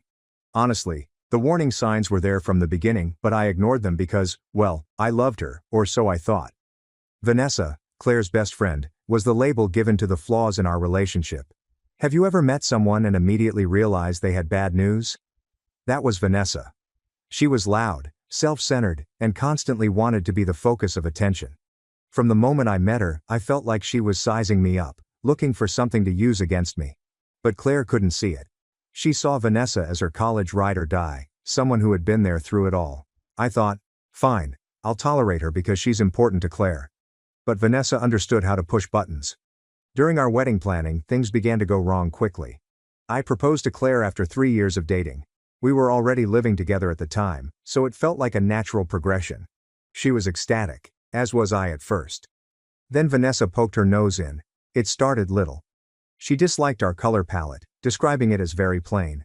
I let it go because nobody cares what colors we choose. Then she complained about the food, claiming that we needed vegan alternatives because half of the visitors would likely prefer them. There may have been 2 vegetarians in total. And then she insisted on walking down the aisle first, ahead of the bridesmaids. Yeah. You read that correctly. Vanessa wanted to do her own stroll down the aisle. Her argument was this. I've been there through every one of Claire's breakups, every hard moment in her life. This day is about celebrating the people who stood by her, not just the marriage. I assumed it was a prank at first. Who truly asks for that? But Claire merely nodded along. I could watch her cave in real time. I attempted to step in. I advised Claire. Look, this is our wedding, not a stage for Vanessa to perform on. Your sister's already your maid of honor, and that's enough. Claire became defensive, claiming I was making a huge deal out of nothing. Meanwhile, Vanessa acted as if I had insulted her entire existence. Wow, she replied. I didn't realize your fiancé was so controlling. That hurt, but instead of standing up for me, Claire folded. It's just one little thing, she explained afterward. If it makes her happy, what's the harm? So Vanessa had her grand entrance. She walked down the aisle as if it were her wedding. I could feel my parents' sideways glances from the front row, but I just gritted my teeth and smiled for the photos. I assumed that once we were married, this kind of nonsense would stop. Vanessa will have less say in our lives. A big mistake. Huge. Vanessa did not, as I had intended, fade into the background following the wedding. If anything, Mom grew more invested in our lives. Claire and I would be talking about our weekend plans, and Vanessa's name would come up like clockwork.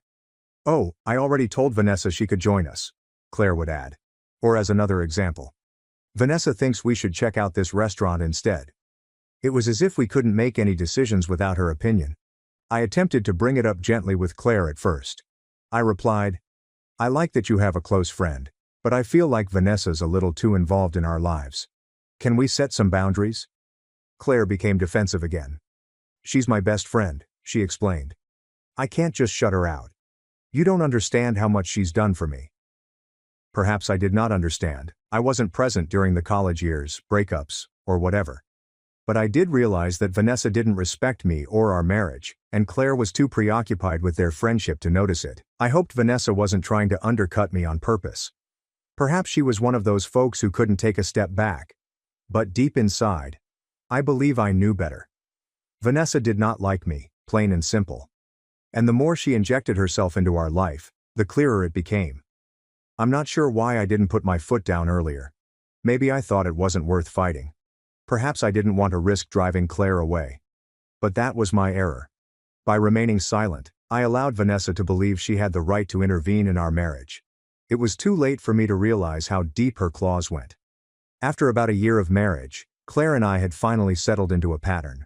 Work, dating nights, Weekend binge watching of TV shows. Things were not perfect, but they were good. Peaceful even. That was until Vanessa walked up at our door, sobbing as if her entire world had fallen apart. It was Friday evening. Claire and I were going to make tacos and maybe watch a movie. I was about halfway through chopping onions when the doorbell rang. Claire went to retrieve it, and I could hear Vanessa screaming in the next several seconds. I looked around the corner, and there she was, clinging on Claire like a shipwreck survivor.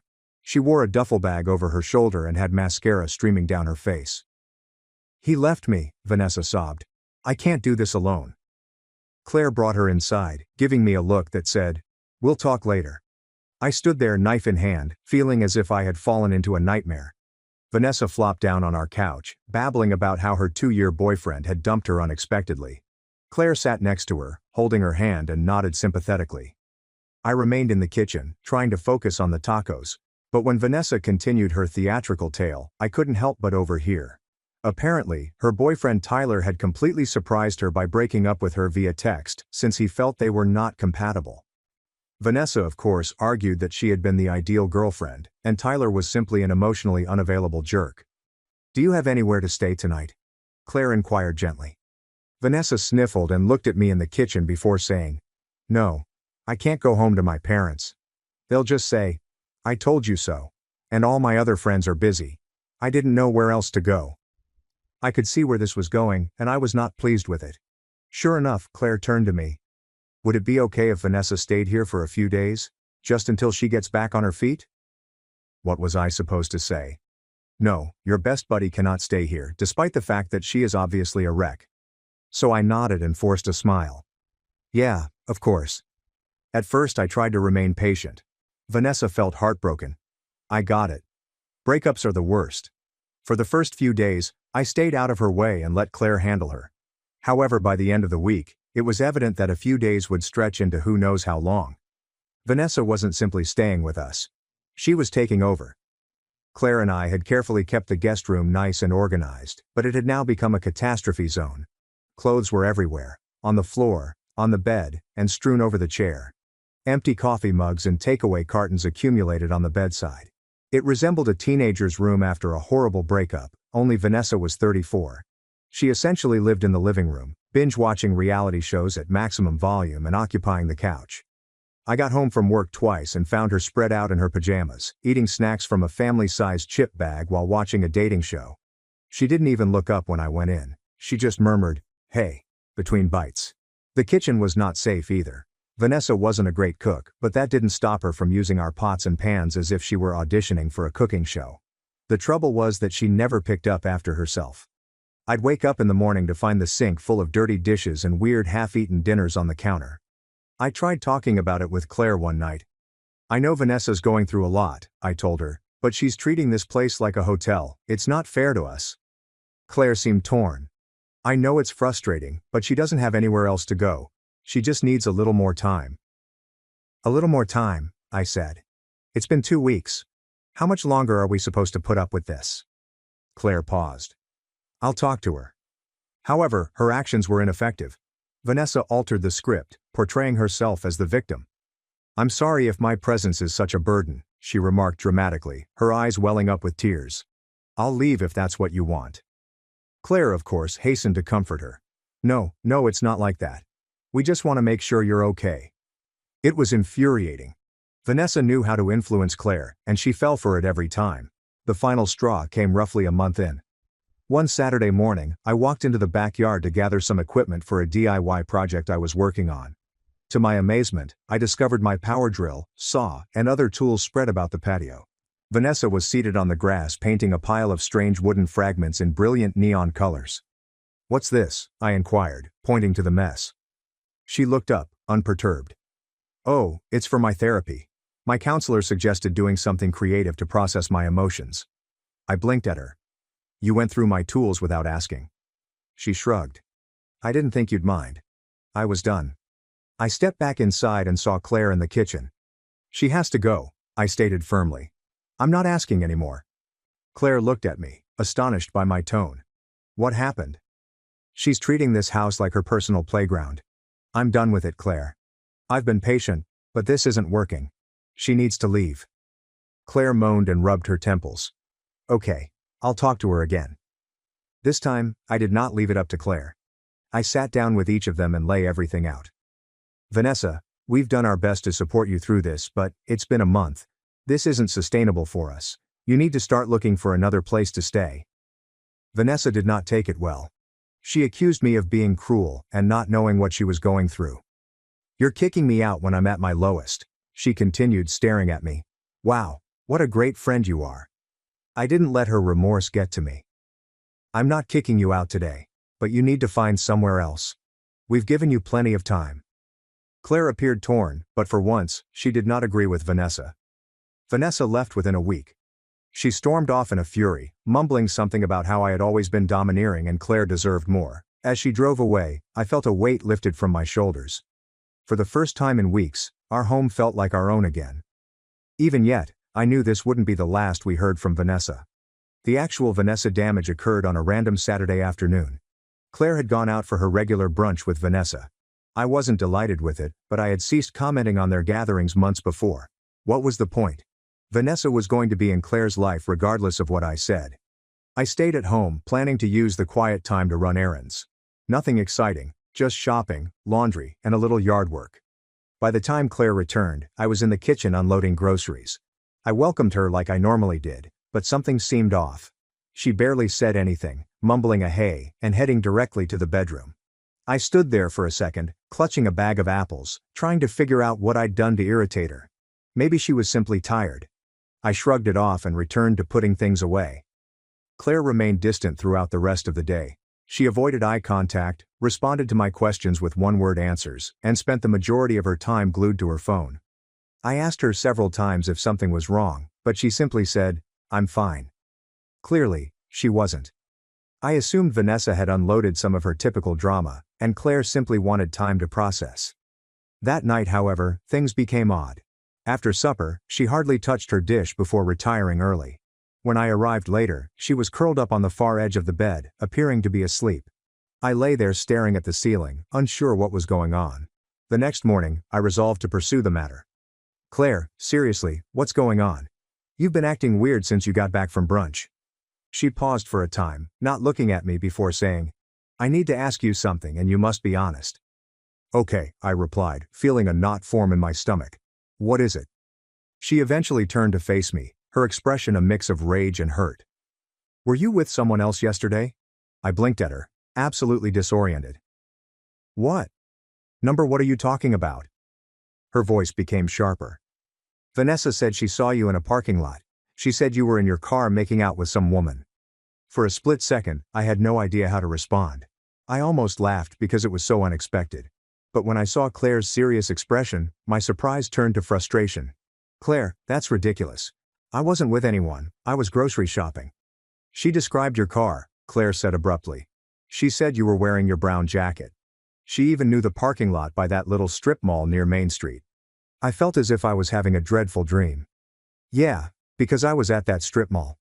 That's where the grocery store is. I wasn't making out with anyone. I was buying milk and bread. Claire crossed her arms and glared at me. Then why would Vanessa say she saw you? That question irritated me more than anything.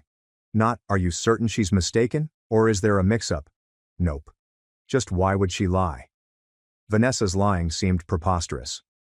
I don't know, Claire, I responded, my voice rising. Why don't you ask her?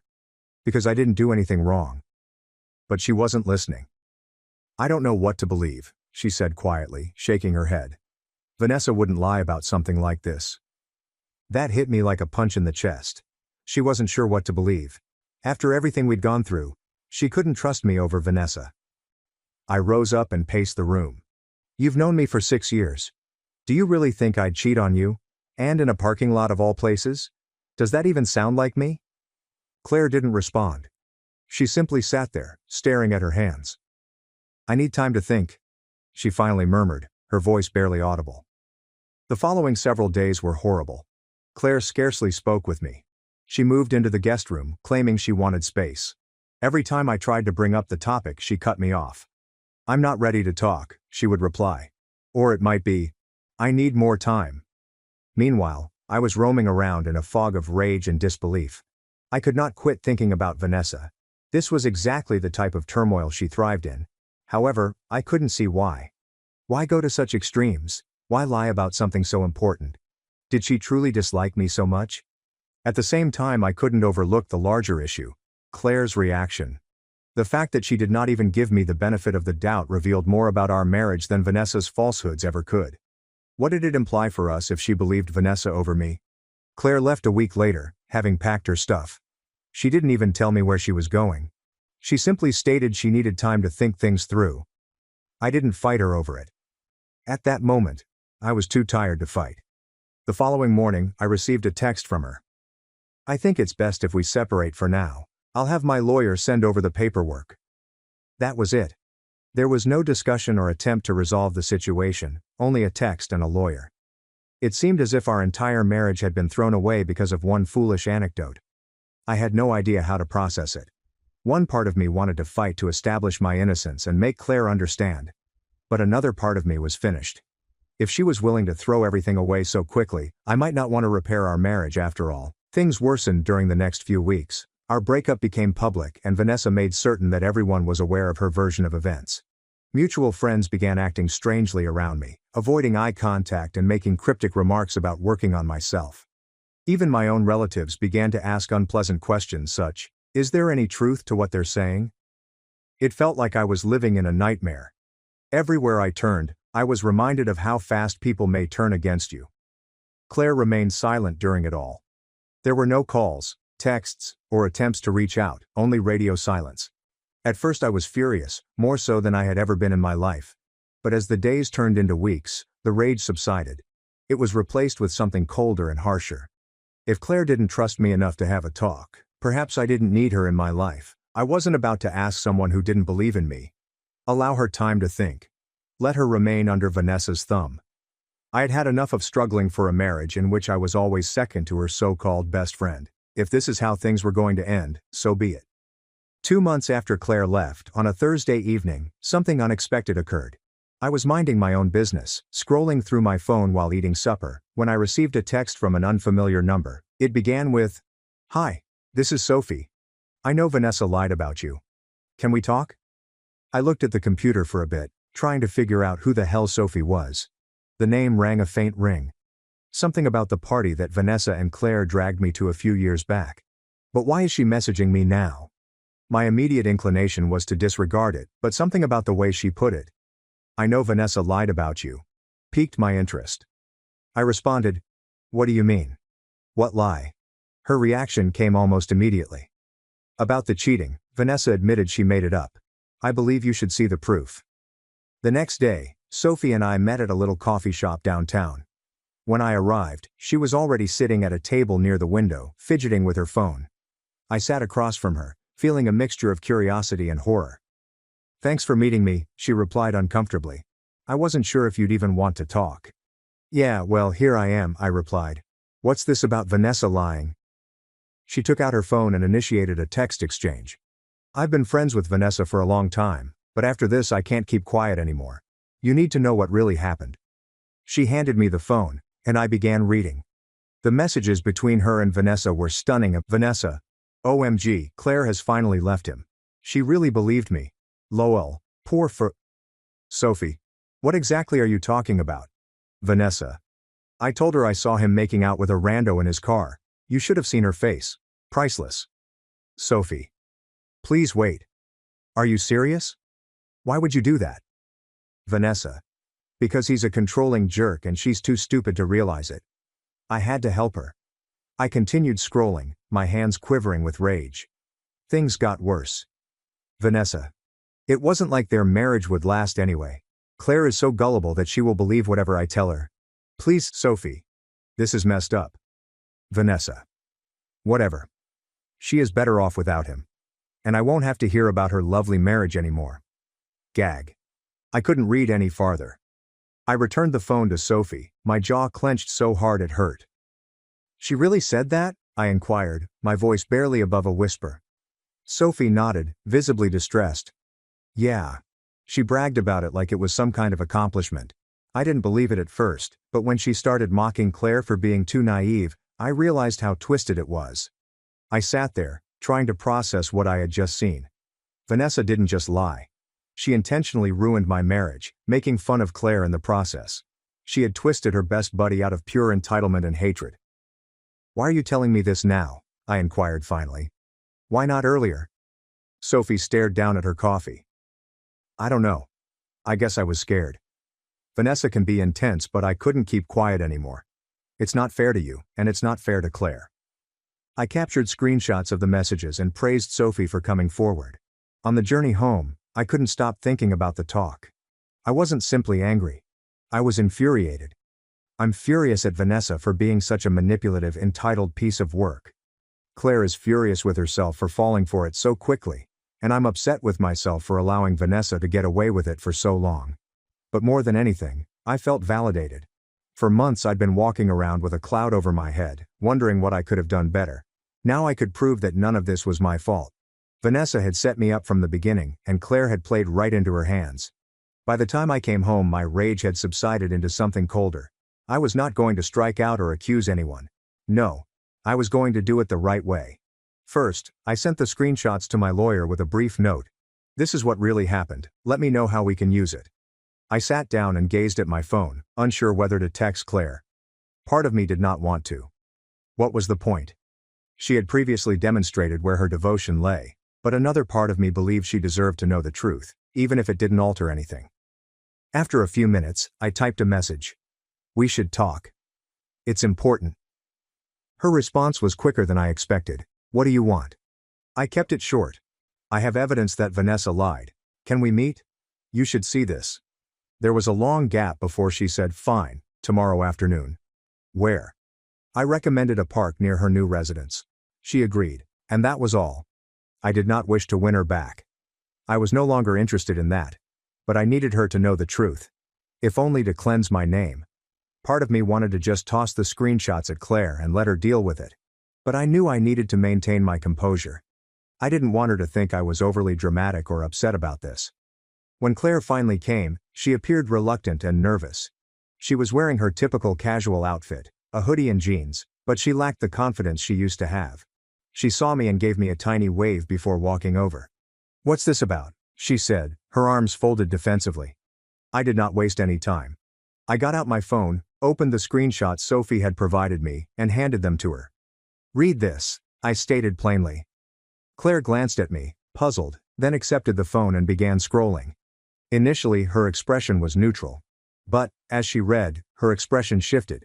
Her eyes widened, her mouth dropped open, and she was pale by the time she heard the final message. She returned the phone to me with shaky hands. "She lied," she said quietly, almost to herself.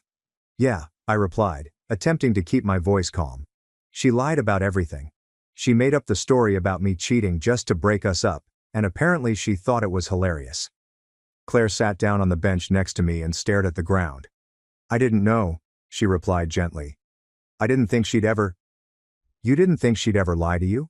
I inquired, my tone harder than I intended. "That's the problem, Claire.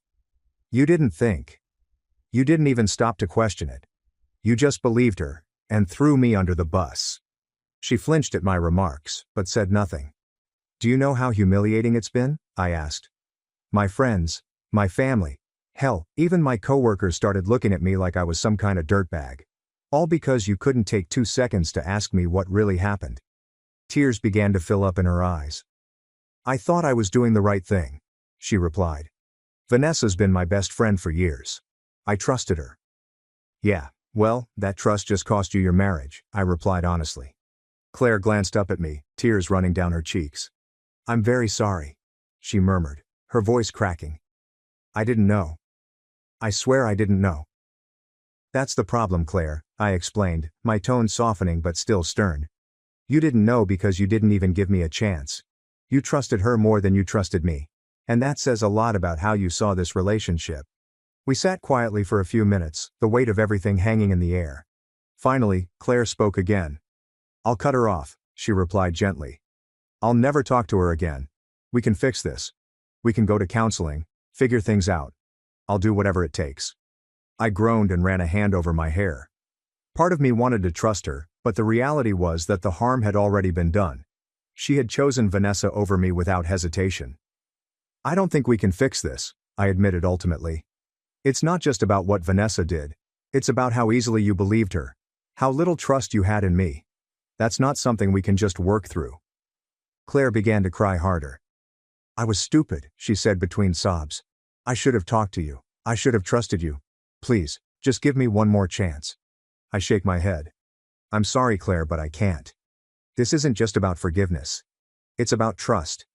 And once that's gone, it's almost impossible to get back. She kept crying. I almost felt sorry for her. Almost. But then I remembered all the nights I'd spent alone and wondered what I could have done better. All the pals that abandoned me because they believed Vanessa's lies. All the times I questioned my own worth since Claire discarded me so readily, and with that, my sympathies vanished. I think it's best if we both move on, I remarked, standing up. I wish things could have been different, but this is where we are now. Claire did not try to stop me, she just sat there, crying into her hands, while I walked away. I did not glance back. For the first time in months, I felt in control of my life again. Later that night, Claire texted me a long apology and begged me to reconsider. I did not respond. There was nothing more to say. Vanessa's deceit may have been the catalyst, but Claire's lack of trust was the true reason our marriage failed. And at this point, I was not interested in attempting to restore something that was already broken beyond repair. Instead, I sent the screenshots to a few mutual pals who had ghosted me. I didn't add any comments, I simply let the texts speak for themselves. Within hours, my phone were inundated with apologies and messages of support. One acquaintance wrote, "Wow, I can't believe Vanessa would do that. I'm so sorry for doubting you. You didn't deserve this." Another person added, "Let me know if there's anything I can do."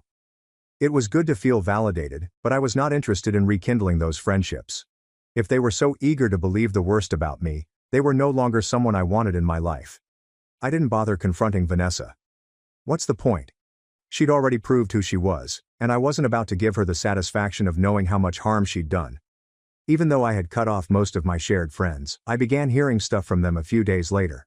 One buddy, Hannah, called me and said, "You're not going to believe this, but Vanessa's basically been blacklisted from our group." Apparently, once word spread about what she'd done, everyone began to distance themselves from her. Sophie shared the screenshots with a few others, and the story quickly spread. Vanessa attempted to defend herself, claiming that she was only concerned about Claire and that I was controlling and toxic, but no one believed her. "She's completely spiraling," Hannah exclaimed, giggling. Curious, I looked up Vanessa's profiles myself, using an incognito account, of course. Sure enough, there were numerous entries about how her phony friends had abandoned her while she had just attempted to help. A single comment read, "So, I guess people can't handle the truth. I stood up for Claire when no one else would, and now I'm the bad guy." Pathetic. The comments were not particularly sympathetic. Most individuals called her out, stating things like, "You didn't help anyone, you ruined a marriage. This is what happens when you manipulate people. Maybe take a good hard look at yourself before blaming everyone else." It was satisfying to watch her finally receive what she deserved. Meanwhile, Claire's life wasn't looking good. She moved back in with her parents after everything went down, and from what I understood, things were tight. Her mother, who had always been skeptical of Vanessa, was outraged when she learned the truth. A common friend told me about Claire's particularly heated dispute with her mother. Apparently her mother said, "You threw away a good man for a liar. How could you be so stupid?" She was harsh, but she wasn't completely wrong. Claire was trying to rebuild her life, but things weren't going well. Her attempts to reconnect with some of our former pals elicited mixed responses. While some people were willing to forgive her, the majority were not. They'd seen how easily she turned on me and didn't want to be in the same situation again. "She looks miserable," Hannah informed me during one of our few discussions. "Like she's trying to put on a brave face, but it's obvious she regrets everything." Several weeks later, Vanessa lost her job. Sophie, who still worked with her, texted me quickly, "Just thought you'd want to know. Vanessa got fired today." It turned out that Vanessa's reputation was catching up with her at work. People found out about what she'd done, and her coworkers began to shun her. She was always the sort to cause trouble in the office, but after this, no one wanted to deal with her. Her manager eventually discovered the tension and let her go, citing interpersonal issues as the explanation. I would like to say I felt sorry for her, but I did not. She had spent years manipulating people and wreaking havoc, and now she was finally facing the repercussions. My life continued to improve. One day, months later, I ran into Sophie at a coffee shop. We ended up speaking for a while, and she updated me on the newest gossip. Claire reached out to Vanessa a few weeks ago, she added, rolling her eyes. Can you believe that? What happened? I inquired, really curious. Well, Claire tried to apologize, saying she wanted to move past everything, Sophie told me. But Vanessa just laughed in her face. She told Claire she was pathetic for even trying and that she was better off without her. I shook my head in amusement and bewilderment. Figures. Vanessa does not know how to accept responsibility for anything. Sophie smirked. Yeah, well, they're both getting what they deserve. Looking back, I can't say I'm glad things went the way they did, but I'm grateful for where I've ended up. Vanessa and Claire's toxic relationship was a ticking time bomb, and I happened to be collateral damage. However, they eventually destroyed each other, and I was able to go with a clean slate. It's amusing how life works sometimes. Karma does not always arrive immediately, but when it does, it hits hard. Claire and Vanessa learned the hard way, and I'm fine with it. They made their decisions, and now they are dealing with the consequences. I'm moving forward. I've created a life that brings me joy, surrounded by people who genuinely care about me. And that's the best retaliation I could have hoped for. I lost 3 babies. My sister-in-law took the names I had chosen and gave them to her own children. Now she tampered with my vitamins, causing me to miscarry. For years I was infertile, and not just any infertility. I was the false hope. Infertile. I suffered 3 miscarriages, all during the 2nd trimester. Fortunately, everyone was incredibly supportive, with the exception of my sister-in-law, who stroked my hair and promised to always be there for me the first time I cried on her lap. She promised me that when my niece, her baby, was born, I would be her godmother.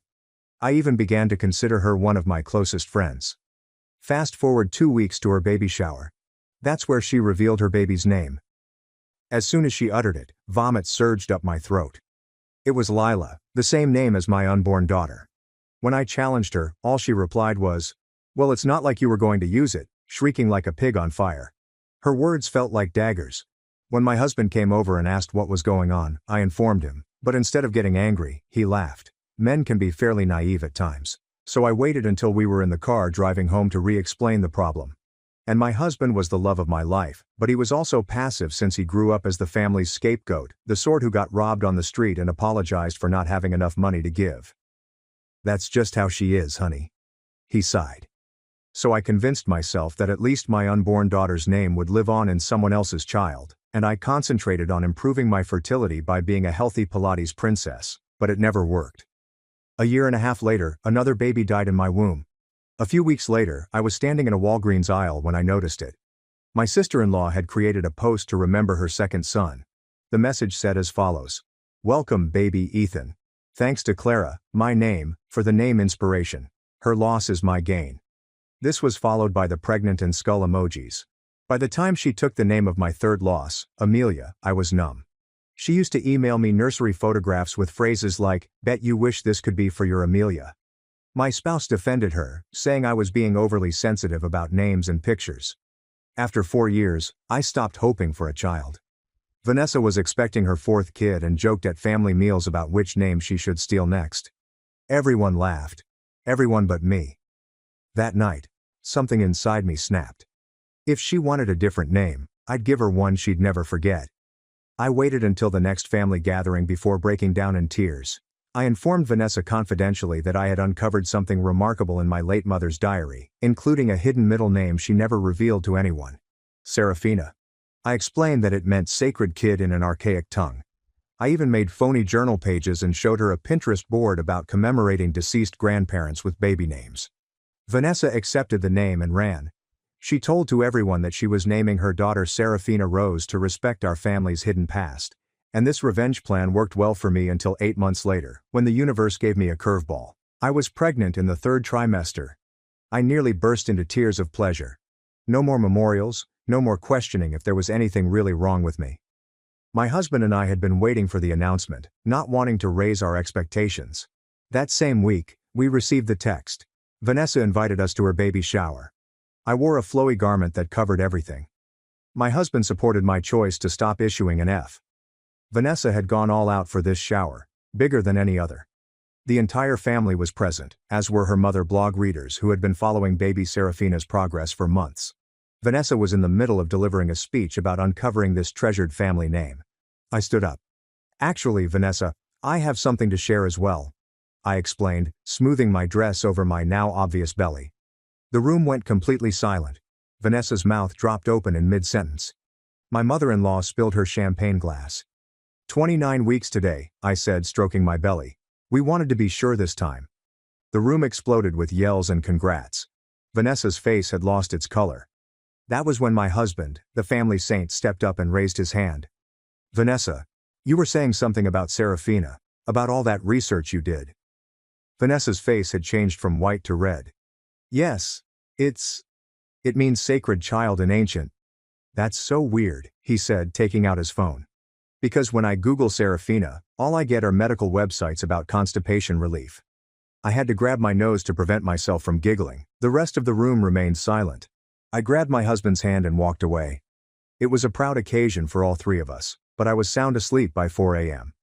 I felt a strong pain in my stomach, something I had experienced 3 times before. My husband and I went to the hospital, but I already knew the truth. It was a miscarriage. It turned out that one of my midnight prenatal candies had been changed with something harmful to my kid. I knew Vanessa was behind it. I couldn't sleep for several days following that. Every time I closed my eyes, I remembered Vanessa's smug expression during the baby shower. The cops claimed they could not verify anything regarding the vitamins. The bottle had magically vanished from our bathroom, and the hospital couldn't determine which chemical had caused the miscarriage. My spouse has finally stopped defending his sister. He sat on our bed, holding the empty vitamin bottle we discovered buried in our garbage can outside. His hands shook as he repeatedly flipped it over. Vanessa had just been in our house 2 days before the incident, claiming she wanted to assist organize the nursery. I began capturing everything, every text, social media post, each harsh comment Vanessa had made throughout the years. My laptop became my constant companion as I pieced together a pattern that had before been too painful to see. 3 weeks after we lost our baby, I learned something that made my blood run cold. Vanessa's best friend Diana worked at the pharmacy where I filled all of my prescriptions. I remember them giggling together at family events. Diana is often asking probing questions regarding my fertility procedures. I drove to the pharmacy while Diana was on duty. She saw me approaching and attempted to flee into the back room, but I caught her near the vitamin aisle. Her face became white when I mentioned the prenatal vitamins. "I don't know what you're talking about," she muttered, her hands trembling as she straightened the bottles on the shelves. That evening, Vanessa wrote on her mother blog about toxic family members who make false charges. Within hours, her supporters had flooded my social media with angry remarks. My phone buzzed non-stop with notifications calling me envious, deluded, and attention-seeking. My spouse erased his social media accounts after his own sister's followers began to harass him too. We sat in our living room, curtains drawn, feeling as if we were under attack. He repeatedly apologized for not believing me sooner. He had tolerated Vanessa's antics for many years. The next family supper was held at Vanessa's residence. We almost didn't go, but my mother-in-law contacted my husband in tears, pleading with us not to let this ridiculous mistake break the family apart. Despite my better judgment, we went. Vanessa had intentionally put baby Serafina's bassinet in the center of the dining room. Every time I looked up from my plate, I noticed the name embroidered on the blanket. Vanessa continued saying that some individuals couldn't tolerate other people's happiness. During supper, Vanessa excused herself to nurse the baby. Her laptop was open on the kitchen counter, the screen still shining. I'm not sure what possessed me, but I found myself approaching it, pretending to collect more water. The browser was open to her email. My heart hammered as I noticed subject lines regarding fertility herbs and natural miscarriage cures. I instantly got out my phone, my hands shaking as I shot photo after photo of the screen. "What are you doing?" Vanessa's words pierced the air like a knife. I spun around with the phone still in my hand. She lunged for it, but I pulled back. We wrestled in the kitchen, her nails cutting into my wrist as she attempted to take my phone. "Give it to me," she growled, but I held on. My husband heard the commotion and raced in. For the first time in his life, he saw his sister's mask fully off. Her face was twisted with wrath, unlike the lovely character she usually presented. "She's trying to steal my phone," Vanessa said hastily, tears welling up in her eyes. "She's gone crazy, just like I told you all." But my husband had already noticed the scratches on my wrist and the crazy expression in his sister's eyes. He stood between us, and for once, he did not side with her. "We're leaving," he whispered calmly, holding my hand. Vanessa's tears dried instantaneously. "Fine. Run away like always, but everyone's going to know the truth about her." We drove home in quiet, my wrist hurting from where she had scratched me.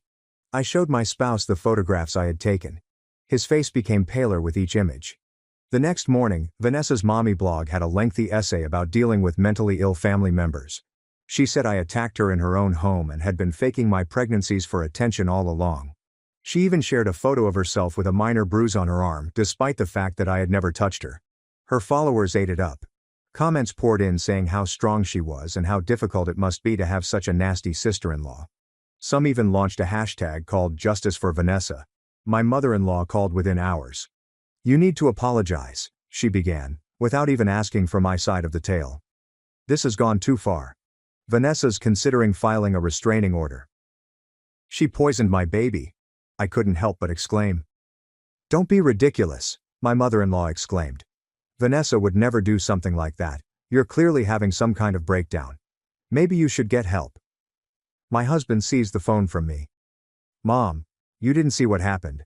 Vanessa attacked Clara, not the other way around." "Oh please," his mom scoffed. "You always take her side now." Vanessa showed me security footage from her kitchen. It definitely shows Clara poking around her own computer. My heart fell. Of course, Vanessa had manipulated the tape to exclude our conflict, making me appear to be the aggressor. My husband argued with his mother for a few more minutes before hanging up, frustrated. Over the next few days, the situation became far worse than I could have imagined. Vanessa filed a report with Child Protective Services, stating that I was mentally unstable and should not be able to adopt children. She had found that we had begun the adoption procedure months earlier, before our final pregnancy. The social worker that came to our house was competent, but clearly influenced by the issues raised. Apparently, Vanessa's mommy blog followers had been calling the adoption agency, sending emails about my dangerous behavior. "We've received over 50 complaints," the social worker explained, scanning through her folder. "While we have to investigate all claims, I want you to know that organized campaigns like this usually indicate someone has an agenda." We offered character references, medical records indicating that my mental health was great, and whatever else we could think of, but the damage had already occurred. Our adoption application was put on hold while the agency conducted an investigation. I cried in my husband's arms that night. Vanessa had not simply stolen my baby's names, she was attempting to take any opportunity I had at parenthood. The next morning brought more agony. Vanessa had shared images of my snooping on her laptop, conveniently editing out anything related to her research on herbs that cause miscarriage. Her fans called me a criminal and demanded that I be prosecuted for invasion of privacy. My husband and I sat at the kitchen table, surrounded by printed correspondence from the adoption agency. Each one described another worried citizen who had contacted them over my alleged mental illness. The phrasing was eerily similar throughout dozens of messages, indicating evident coordination. Diana called me in the afternoon. Her voice shook as she whispered into her phone. "Meet me at the park on Elm Street. Come alone. I need to tell you something." My husband wanted to join me, but I knew Diana would run if she saw him. I discovered her sitting on a seat near the playground, nervously watching mothers push their children on swings. "I can't do this anymore," she announced as soon as I sat down. "Vanessa's gone too far. The vitamins. She made me switch them. Said it was just harmless herbs to help with your anxiety." My hands curled into fists. "You knew what they were." Diana's eyes streamed with tears. "She had dirt on me. I've been skimming pills from the pharmacy. Just anxiety meds for myself. Nothing serious. But she found out somehow and threatened to report me unless I helped her." I took out my phone to record, but Diana grabbed my wrist. "No recordings. I'll deny everything if you try to use this against me. I wanted you to know I'm sorry, and to warn you. She's not done." "What do you mean she's not done?" Diana looked around uneasily. "She's been stealing your mail. Has copies of all your adoption paperwork. She knows which agency you're using, who your caseworker is. Everything." My blood became chilly. We'd been wondering why some of our mail seemed to disappear. Diana moved to go, but I caught her arm. "You have to tell someone. The police, the adoption agency, anyone." She pulled away from me. "I can't lose my job. I have kids too." She raced away, leaving me alone on the bench. That evening, my husband placed security cameras throughout our home. We replaced all of our locks and forwarded our mail to a post office box. It felt like we were ready for battle. Vanessa's next move occurred during Thanksgiving dinner. The whole family gathered at my mother-in-law's house, and the tension was thick enough to cut with a knife. Vanessa arrived late but made a great entry with her 4 children dressed in identical costumes. Throughout dinner, she made critical remarks about those who can't let go of the past and the value of mental health therapy. My husband's jaw tightened with each jab, but he remained silent. As we were clearing dessert plates, Vanessa stood up and clinked her wine glass. "I have an announcement." The room went silent. Vanessa's hand moved to her tummy in the familiar gesture I'd used so many times before. "We're expecting again, and I've already chosen the perfect name." My mother-in-law gasped in delight. "Oh, Vanessa, how wonderful." "Yes," Vanessa said, her gaze fixed on mine. "If it's a girl, we're naming her Margaret after Clara's dear departed mother." The room swirled. My mother died only 6 months ago. Her name was the last holy thing I had left. I stood so rapidly that my chair toppled backward. "You wouldn't dare," I whispered. Vanessa's smile was pure hatred. "Why not? It's such a beautiful name, and someone should use it since you clearly can't." My hubby was also on his feet now. "That's enough, Vanessa. You've crossed every line." "Have I?" Vanessa screamed. "She's the one who broke into my computer. She's the one spreading lies about me. I'm just trying to honor family traditions by stealing the names of dead babies." My husband's voice was really quiet. The room erupted. My father-in-law began ranting about keeping the peace. Vanessa's husband looked perplexed, questioning what was going on. The youngsters began crying. During the chaos, Vanessa grabbed her phone and began live broadcasting to her parenting blog readers. "You can see how I'm being attacked in my own family," she told the camera. "All because I want to honor my sister-in-law's mother." My spouse took my hand. "We're leaving." As we approached the door, Vanessa cried out, "Oh, Clara, you might want to check with the adoption agency. I heard they received some very interesting information about your mental health history." We drove home silently, both too outraged to speak. When we came home, our adoption caseworker had left a message on our answering machine, requesting us to call right away. My hands shook while I dialed the number. The caseworker's tone was intentionally neutral as she explained that they had received documents indicating that I had been hospitalized for psychiatric disorders several times. "That's not true," I responded, my voice breaking. "I've never been hospitalized for anything except my miscarriages." "I understand," she replied. "But we need to investigate these claims. Can you provide your complete medical history?" After I hung up, my husband discovered me sobbing on our bedroom floor. He held me while I cried, murmuring vows that we'd battle it, and Vanessa wouldn't win. The next day, we visited the hospital to obtain my medical records. The administrator looked up my file and grimaced. "This is strange. There are entries here I don't recognize." My heart fell as she showed us the screen. Someone had entered phony psychiatric admissions into my electronic records, complete with diagnoses of delusional disorder and pathological lying. "This is fraud," the administrator stated. "We'll need to investigate how someone accessed our system." It took 2 weeks to have the false entries removed and identified as fraudulent. Vanessa increased the intensity of her campaign throughout this period. She made bogus social media accounts in my name and posted insane rants about wanting to kidnap other people's babies. She sent anonymous information to my employer regarding my mental instability. My spouse began taping everything. He bought a little camera to wear on his shirt and record every encounter with his family. His mother labeled him paranoid, but he didn't care. The breakthrough occurred from an unexpected source. Vanessa's eldest daughter, Lila, now 8 years old, called our house one evening when her parents were out. "Aunt Clara," she began quietly, "I need to tell you something. Mommy makes us lie about you." My husband promptly began recording as Lila described how her mother forced her and her brothers to tell people I was nasty to them, scared them, and spoke negative things about their family. "She practices with us," Lila added. "Makes us repeat the lies until we say them right. I don't want to anymore. You've never been mean to us." We kept the recording and added it to our expanding collection of evidence. However, Vanessa must have learned about Lila's call because the next day she posted about how I was manipulating innocent children and turning them against their mother. Her supporters were outraged, issuing death threats to my social media profiles. Someone released my work address online, and demonstrators came up at my office with posters accusing me of killing babies and preying on children. My supervisor called me into his office.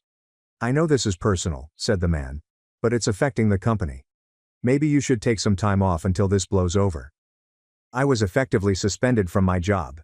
Vanessa had destroyed my reputation, my work prospects, and my chances of adoption. But she was not yet satisfied. 2 weeks later, my husband's grandma turned 90. We discussed not going, but his grandma had always been good to me, and I didn't want to let her down. The gathering was held at a restaurant. We assumed neutral ground was safe. Vanessa came late as usual, ensuring that all eyes were on her. She air-kissed family and enthused over her pregnancy, which was now clearly visible. During the cake cutting, I excused myself to visit the bathroom. Vanessa followed me inside, scanning the stalls to ensure we were alone before turning to face me. "You should just give up," she added casually, applying lipstick in the mirror. "You're never going to be a mother. The adoption agency has already rejected your application." "Oh, didn't you know? I have a friend who works there." I remained silent, remembering that my husband's camera was filming everything. Vanessa continued, misinterpreting my silence as defeat. "It was so easy, really. Diana at the pharmacy, my friend at the hospital who helped with your medical records, the social worker who owed me a favor. You never stood a chance." "Why?" I eventually inquired. "What did I ever do to you?" Vanessa's reflection smiled at me. "You married him. You took my brother away from me. He was supposed to always put me first. And then you came along with your fertility story, and suddenly he cared more about you than me." "So you unalived my babies?" Vanessa laughed. "I didn't unalive anything. You did that all on your own. I just helped nature along with the last one. Consider it a favor. You're clearly not meant to be a mother." I walked out of the bathroom without saying anything, my heart hammering. We eventually got her confession on camera. However, when my husband checked the camera that night, the battery had inexplicably died just as Vanessa followed me into the toilet. We had nothing. Vanessa's husband then called my husband and requested a private meeting.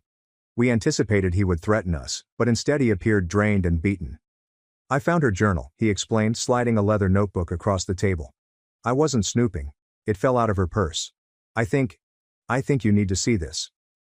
Vanessa's journal contained devastating information. Page after page described her plots to destroy me, her delight in each miscarriage, and her collaboration with Diana and others to sabotage my life. The entries about other family members she had targeted over the years, however, were particularly troubling. She poisoned her mother-in-law's cat when the woman advised her to postpone having children. She had disrupted her cousin's wedding by sleeping with the groom. She had gotten her college roommate expelled by putting drugs in her dorm room. "I don't know who I married," Vanessa's husband remarked, his voice breaking. "The kids. I'm filing for divorce. I'll testify about what I found if you need me to." We photocopied each page of the journal before returning it. We finally had real evidence. But Vanessa struck first. The next morning, police arrived at our home with a warrant. Someone reported that we were dealing drugs, therefore they needed to search our home. My husband and I stood in our living room, watching officers dismantle our carefully constructed lives. They discovered nothing, of course, but the harm had been done. Our neighbors stared from their windows as police cars lined the street. After the cops left, we discovered a message under our doormat. Vanessa's handwriting: "Stop now or next time they'll find something." That night, my spouse and I reached a conclusion. We'd take everything we had and force the family to face the truth about Vanessa once and for all. We held a family meeting at my mother-in-law's house, announcing that we had vital news to impart. Vanessa entered looking pleased, perhaps expecting us to proclaim our capitulation. Instead, my husband hooked up his laptop to the TV and started presenting our evidence. Vanessa's journal entries, computer photographs, and her husband's testimony, even Lila's taped confession to being forced to lie. The audience fell hushed as the evidence accumulated. Vanessa's expression ranged from arrogant to terrified to enraged. My mother-in-law gasped when we showed her the journal entry in which she poisoned the cat. "Mittens didn't just die," she said softly. Vanessa sprang to her feet. "This is all fake. They're trying to frame me because they're jealous of my perfect family." But her husband also stood up. "It's true. All of it. I've seen the original journal. Vanessa, you need help." The wall gave apart. Other family members began to share their own stories regarding Vanessa's harshness over time. Her pattern of behavior became clear. Vanessa's mask eventually shattered completely. She screamed at everyone, describing them as liars and traitors. She grabbed a vase and threw it against the wall, scattering shattered glass throughout the room. "You want to destroy me?" she yelled at me. "You barren witch. You'll never have what I have. Never." Her eldest kid, Ethan, began crying. "Mom, stop. You're scaring us." But Vanessa was beyond reasoning. She lunged at me. And this time, I did not back down. My husband and hers had to separate us as she clawed at my face and screamed obscenities. "I should have used something stronger in those vitamins," she said. "I should have made sure you could never even try again." The room became utterly still. Vanessa seemed to understand what she had just admitted. My father-in-law's voice was cold. "Get out of my house. Don't come back." Vanessa looked around the room at her family, including her children and husband. They all looked at her with dread and disdain. "Fine," she snarled. "But I'm taking my children." "No," her husband replied forcefully. "You're not. Kids, come here." All 4 children ran to their father, including baby Serafina in Lila's arms. Vanessa stood alone in the middle of the room. She departed without saying anything else, slamming the door behind her, having finally realized the repercussions of her conduct. The family sat in stunned quiet for a moment before my mother-in-law began to cry. "I'm so sorry," she wailed and reached for my hand. "I should have believed you. All those babies. I'm so sorry." The fallout was quick. Diana, fearful of losing her pharmacist license, spoke clean about swapping my vitamins. She produced receipts, text messages from Vanessa, and any other documentation required to substantiate what had occurred. Vanessa's husband sought emergency custody and a restraining order. The divorce proceedings referenced her journal as proof that she was an unfit mother. He also revealed that he had discovered searches on her computer for ways to cause miscarriage stretching back years. Vanessa's mother's site collapsed after someone published excerpts from her journal to her readers. The woman who had developed her reputation as the ideal mother was shown to be a calculated sociopath who poisoned family members and destroyed pregnancies. Within days, she had lost everything: her husband, children, relatives, and online followers. The adoption agency contacted to apologize and revive our application, emphasizing that the fake accusations would actually help our case by demonstrating our ability to overcome adversity. 3 months later, my husband and I were in a courthouse, finalizing the adoption of newborn twins. We christened them Amelia and Ethan, recovering the names Vanessa had taken. As we signed the documents, I reflected on the lengthy road that had gotten us here. Vanessa was facing criminal charges for vitamin tampering, but her lawyer was pressing for a plea agreement that included mental health treatment rather than jail time. Her children were prospering with their father, now free of their mother's harmful influence. Lila had resumed calling me Aunt Clara and asked if she might help babysit the twins when they were older. "I want to be a good big cousin," she'd explained, "not like my mom was a sister." As we drove home with our babies, my husband reached over and squeezed my hand. We survived Vanessa's fear campaign and emerged stronger. The twins gurgled in their car seats, and I smiled despite my tears. Vanessa had attempted to steal everything from me. However, in the end, she had simply stolen from herself. I had my family, my children, and my life back. And Vanessa had exactly what she'd always given others: the repercussions of her own brutality. The courthouse adoption ceremony concluded around midday. By 12:30, Vanessa was already causing problems. My husband saw her first, standing across the street from the courthouse steps where we were taking photos with Amelia and Ethan. She wore huge sunglasses and a baseball cap, but her tight posture revealed her identity. "Don't look," he muttered, moving to hide her view of the twins. The photographer saw our tension and suggested that we go to the courthouse garden. As we went away, I could hear quick footsteps behind us. Vanessa crossed the street. "Those should have been my names to give," she exclaimed.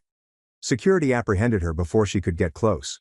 We watched as they escorted her away while she yelled about her rights as an aunt. The twins slept through it all, unconcerned with the fuss surrounding their first formal day as our family. That afternoon, we realized Vanessa had been busier than we expected.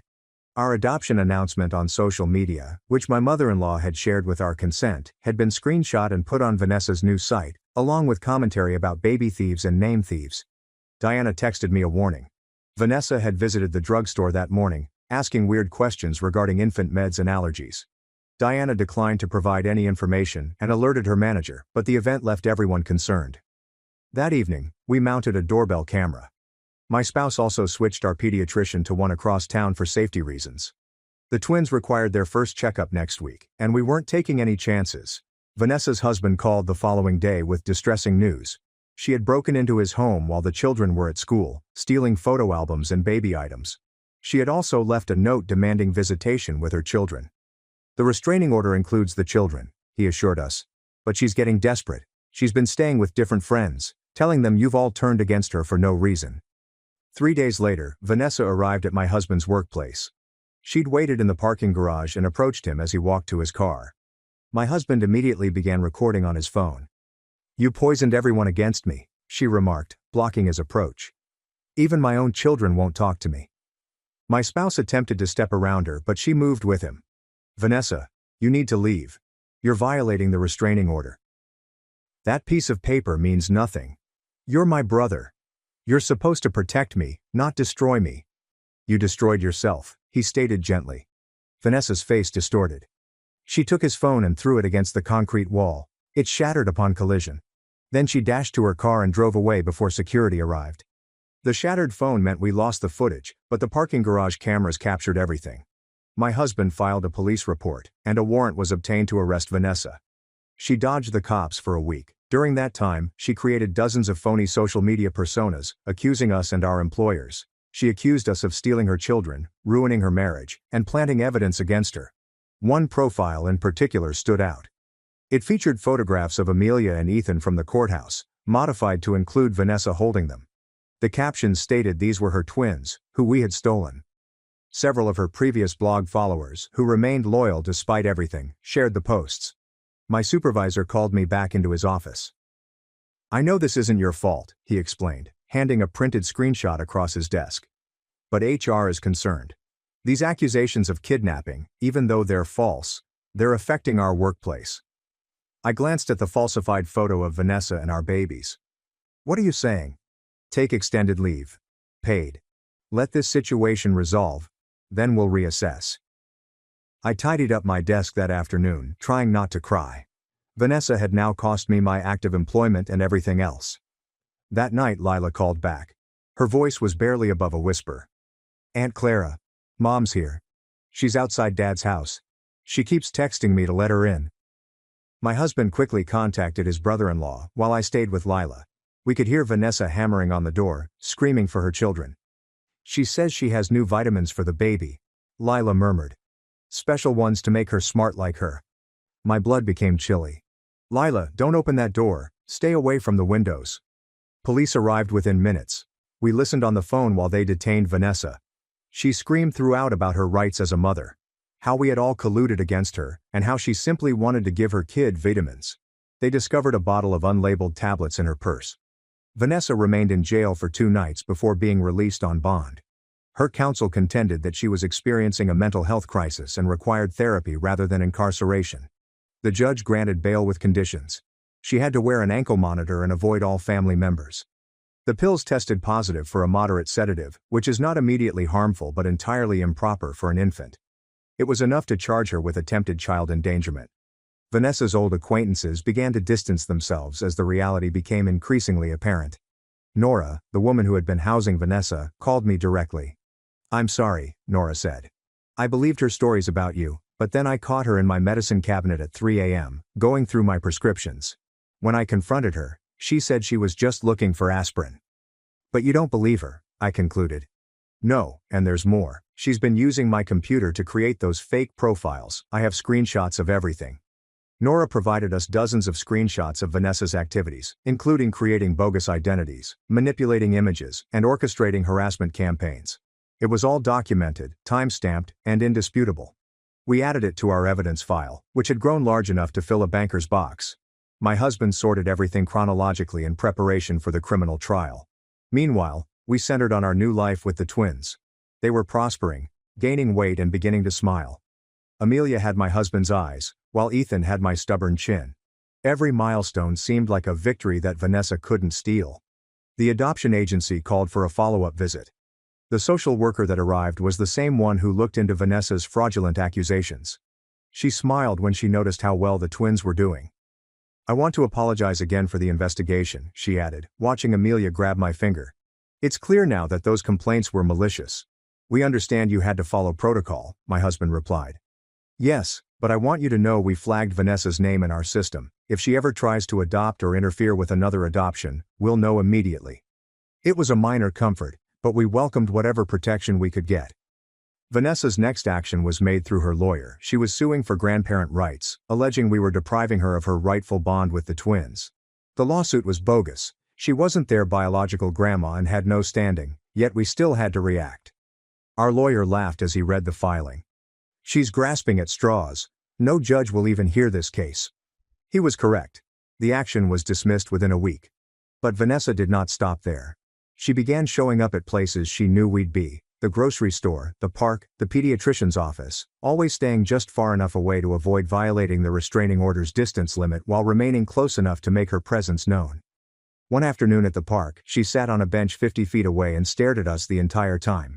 Other parents observed and moved their kids away from her. When a worried mother asked if we knew her, I simply told her that we had a restraining order against her. Word immediately circulated around the playground. Vanessa must have realized her efforts were ineffective since she changed strategy. She began sending letters to our home through her lawyer, stating that she wanted to reconcile. Each letter featured veiled threats concealed inside rhetoric of forgiveness and family reconciliation. "I forgive you for turning my family against me," one letter stated. "I'm willing to move past the lies you've spread if you'll just let me be part of the twins' lives. They need their aunt. Don't make me prove how much." We delivered every letter to our lawyer and the police.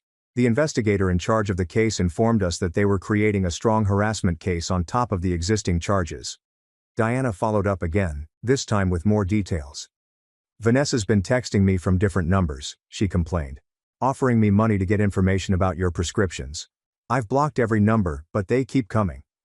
She sent us the screenshots. Vanessa was promising progressively enormous sums, which we knew she didn't have because her husband had frozen their joint funds during the divorce. The divorce processes were moving fast. Vanessa's husband had been granted full custody, and she was only allowed supervised visits at a court-appointed institution. She had only made one visit, he said. She spent the entire time telling the kids that everyone was lying about her, and hasn't returned since. "The kids are in therapy," he explained over a coffee meeting. "Lila especially. She feels guilty for telling you about the lies. I keep explaining she did the right thing." We assured him that we would be pleased to chat to Lila whenever she needed comfort. The poor youngster had been bearing the brunt of her mother's manipulation for years. Vanessa's biggest blunder yet occurred 2 months after the adoption. She was able to be hired at a daycare center in the next town by using her maiden name and somehow passing the background check before her charges were fully processed. We only discovered out after another mother recognized her from the mommy blog drama and informed daycare administration. They fired her right away and reported the event to Child Protective Services. This infraction of working with children while being investigated for child endangerment added another offense to her long list. Her lawyer abandoned her as a client due to irreconcilable differences in legal strategy. Vanessa represented herself on the next hearing. She arrived wearing an ill-fitting suit, her hair unkempt, and black circles under her eyes. She went on for 20 minutes about conspiracy theories and family treachery before the court cut her off. "Miss Vanessa," the judge declared severely, "you need proper legal representation. I'm appointing you a public defender." "I don't need help," Vanessa insisted. "I just need people to listen to the truth." "The truth according to whom?" the judge inquired. "According to me. I'm the victim here." The judge ordered Vanessa to have another hearing and a psychiatric evaluation. She stormed out of court, ranting about unfairness. In the parking lot, she confronted us again. This time, my husband and I were prepared. We both had our phones recording as she approached. "Enjoy them while you can," she growled, pointing to the twins in their car seats. "You think you've won, but I know things. I know which formula you buy, which diapers you use, where you take them for walks." "Vanessa, you're being recorded," my husband explained quietly. "And you're violating the restraining order." She laughed crazily. "Restraining order? You mean that joke of a paper? I've violated it a dozen times.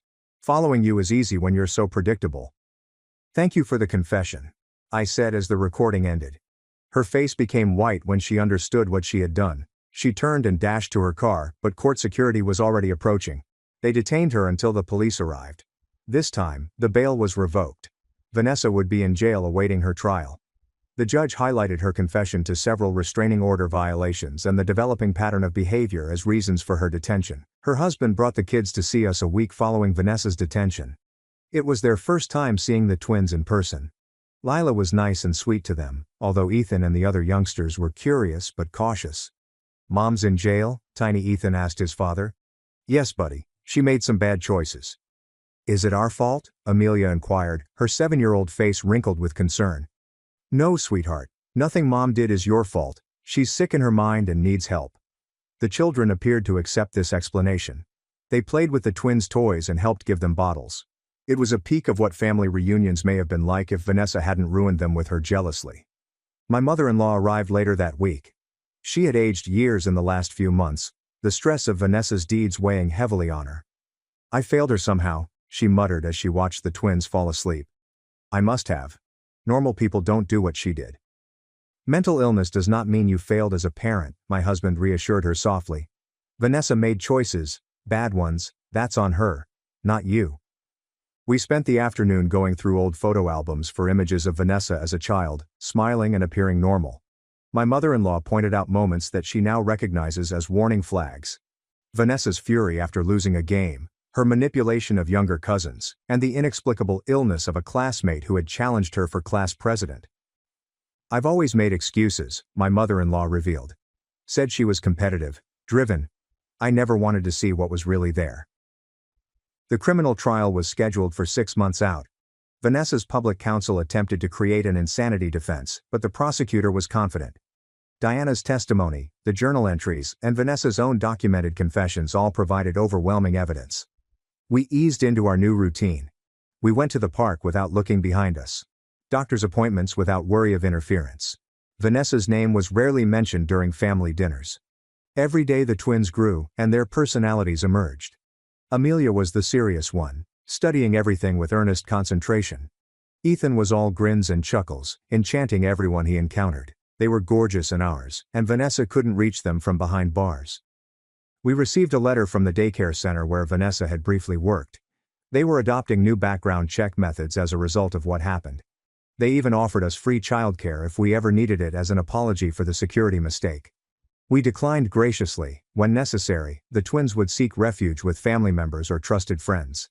Trust was earned gradually these days. Diana sent one final SMS. "I'm going to move.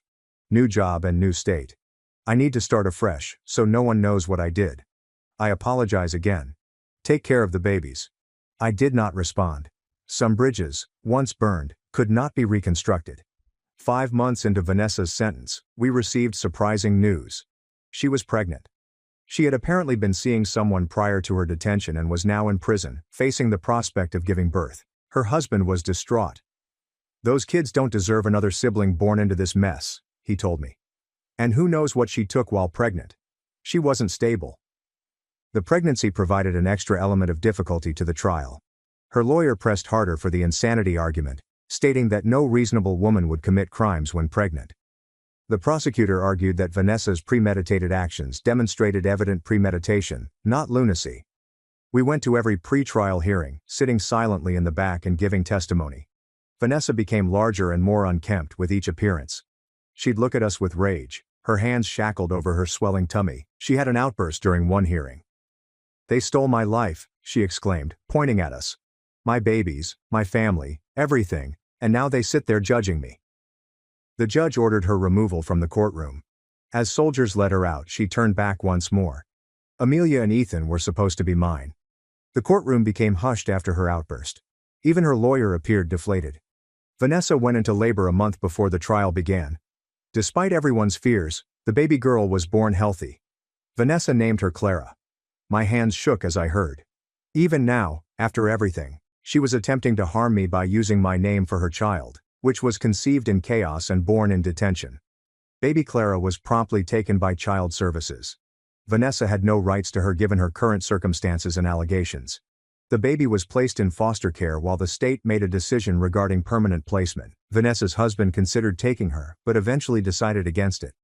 "My kids have been through enough," he explained. "I can't bring home their half-sister as a constant reminder of their mother's breakdown." The trial started on a frigid February morning. Amelia and Ethan were 11 months old, walking and saying their first words.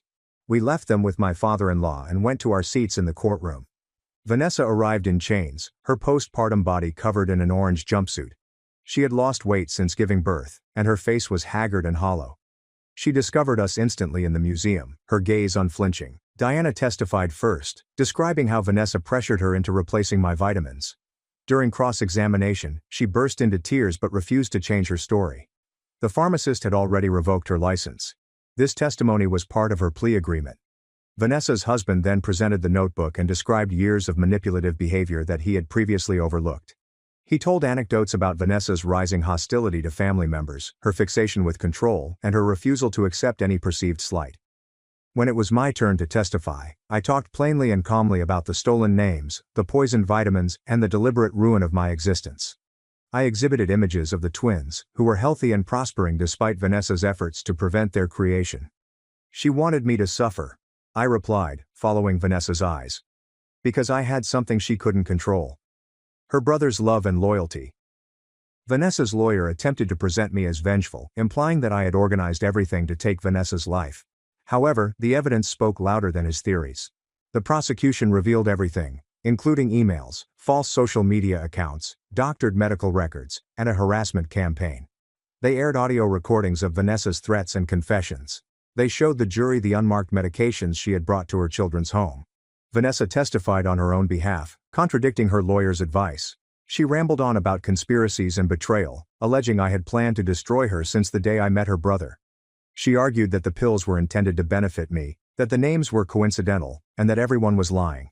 I'm a good mother, she insisted, tears running down her cheeks. They took my babies away because they're jealous of what I had. The prosecutor's cross-examination was savage. He guided her through each piece of evidence, forcing her to face her own words and deeds. Vanessa's story shifted with each question. Contradictions pile up.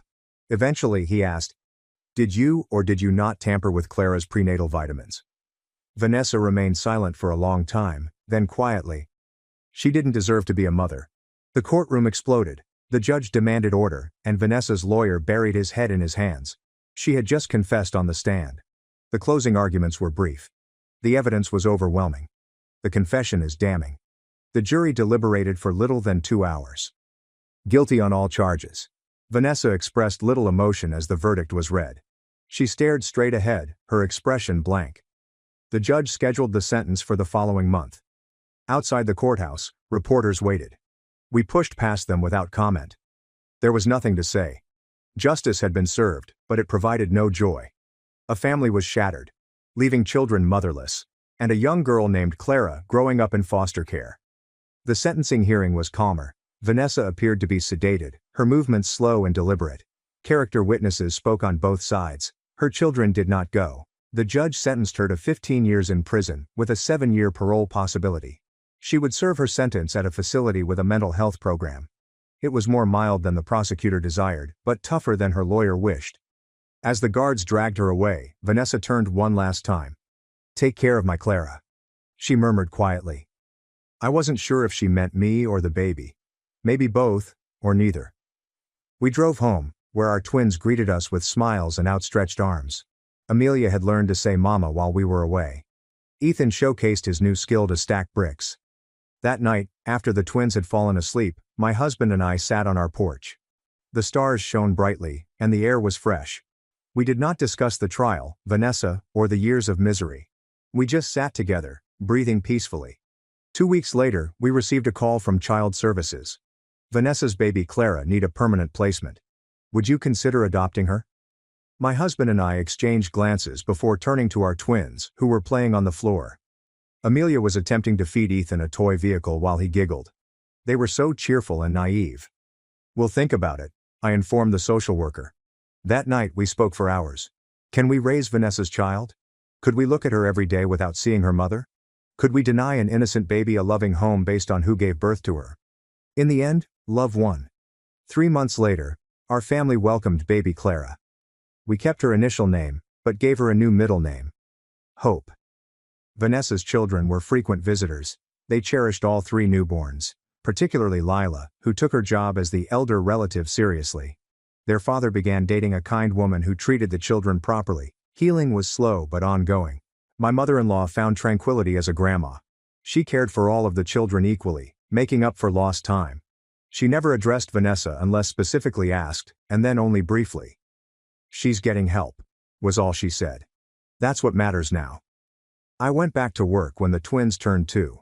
My manager welcomed me back with a raise, recognizing how skillfully I handled a tough circumstance.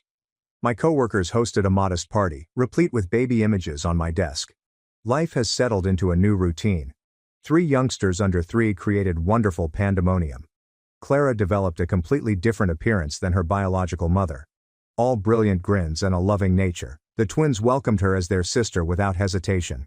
As they developed, we taught them the truth in age-appropriate ways, about complicated families, mental illness, choosing love over hate, and how those who should love you can't always do so, but that doesn't mean you're unlovable. Diana only wrote once, and it was a lengthy apologetic letter with information on her new life. She was in therapy, working at a hospital, and attempting to make atonement for her decisions. I wrote back once and wished her well. Some forgiving requires time. Vanessa's husband remarried when his youngest turned 10. The wedding was intimate yet joyous. All 4 children were in the wedding party, beaming with joy. They had regained stability. Vanessa's lawyer provided us with infrequent updates on her case. She took her medication, went to treatment, and worked in the jail library. She had discovered religion, lost it, and then found it again. She wrote letters to her children, which her ex-husband preserved unopened, waiting for them to decide if they wanted to read them later.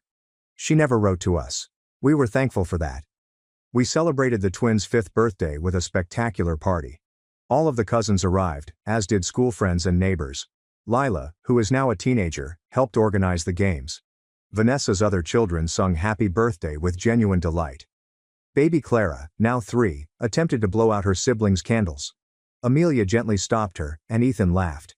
They were extremely patient, protective, and caring toward their younger sister. My husband's grandmother, now 95, sat in her wheelchair, grinning. She had survived to see her family recover from the wounds Vanessa had inflicted. She cradled tiny Clara on her lap and whispered stories about the family's past, particularly the pleasant bits. That night, after cake, presents, and too much excitement, we tucked 3 tired children into bed. Amelia pushed on one more story. Ethan wanted more cuddles. Clara needs her particular blanket perfectly arranged. As I closed Clara's door, my thoughts turned to Vanessa in her cell. Did she reflect on the children she had lost as a result of her own actions? Did she regret the route she had chosen? Has she ever accepted responsibility? I would never know, and that was fine. Now she was on her own trip. My spouse spotted me in the corridor and pulled me into a hug. We had survived the impossible and created something lovely from the ashes. Our kids were happy, healthy, and loved. That's what mattered. The next morning brought the typical chaos: spilled cereal, misplaced shoes, toy-related arguments, as part of normal family life. Amelia helped Clara locate her favorite clothing while Ethan served the dog breakfast. They were wonderful, kind children, despite or perhaps because of their Genesis tale. My phone vibrated with a text from Lila. "Can I babysit this weekend? I want to practice for when I have children someday." I grinned and typed back, "Yes." The cycle of family continues. Healthier now, based on truth and choice rather than deception and suffering. Vanessa had attempted to destroy us via her jealousy and hatred. Instead, she had built a larger, stronger family bound by love and perseverance. Her biological children survived without her poison. Her baby grew up surrounded by the affection she had attempted to deny others. And we had everything she desired. Not because we had stolen it, but because we had earned it through patience, tenacity, and the willingness to love even when it hurt. The twins began kindergarten that fall. Amelia meticulously packed her equipment, but Ethan quickly charmed his teacher. Clara watched them go in tears, counting down the days until she could join them. We stood at the bus stop with 3 parents waving goodbye. My husband squeezed my hand as the bus drove away. We had made it. Despite everything, we had made it. That afternoon, while Clara napped, I finally opened the box I had stored in our closet. Inside were ultrasound photos of our missing babies, whose names Vanessa had stolen. I looked at each one, remembering the hope and heartbreak they symbolized. Then I added new photos of Amelia, Ethan, and Clara playing together. Life comes from loss, joy from sorrow, and family from the ashes of another's devastation. I closed the box and stored it away. The past was honored, but not dwelled on. The present demanded far too much attention, love, and life to waste time fantasizing about what may have been. Clara was awake downstairs, screaming out for snacks. I went down to meet her, prepared for whatever happened next. We had weathered Vanessa's worst. Everything else was just life, chaotic, wonderful, and ordinary. My sister smashed my 6-year-old daughter's bike with a hammer. While my mother blamed me, I shared the proof and cut them off. My sister smashed my 6-year-old daughter's new bike with a hammer right in front of her. "That should be a lesson for her," she remarked. "You shouldn't have bought it for her," my mother said. I did not yell. I simply smiled and said one sentence, and their faces became pale. Now, let me pause for a while because if I don't, you'll believe I'm making this up. But no, this actually happened. Imagine this. A bright Saturday afternoon. One of those rare moments when the laundry is done, the dishwasher isn't beeping, and the world seems nearly bearable. My daughter Chloe is leaping around, grinning from ear to ear, almost shining with delight. She had been eager to show off the bike that is sitting in our driveway. Shiny, bright and flawless. Who are we having over? My mother and sister Brittany. Because of course, why ruin an otherwise lovely Saturday with family politics? When Chloe sees them, she virtually cries, "Have you seen the new bike?" Her voice is so full of pleasure that I can feel it rising up. She grabs their hands and pulls them outdoors, as if she were going to reveal the crown jewels. And that's when I noticed it. Brittany's expression changed, her smile clenched and her jaw hardened. You know the expression someone makes when they've eaten something nasty but don't want to confess it? That was her. I recognized the look. I had grown up with it. Still, I was unprepared for what happened next. Brittany said nothing at first. She simply stood there staring at the bike, as if it had personally offended her. Chloe was still beaming, pointing out the minor features she adored, like the streamers on the handles and the way the paint reflected light. Then Brittany spoke, her voice cool and almost serene. "Let me show you what I think about this." And before I could figure out what she meant, she turned on her heel, strode into my house, and emerged with a hammer. A hammer? Now, let me tell you that in situations like this, you don't believe what you're witnessing. Your brain is scrambling.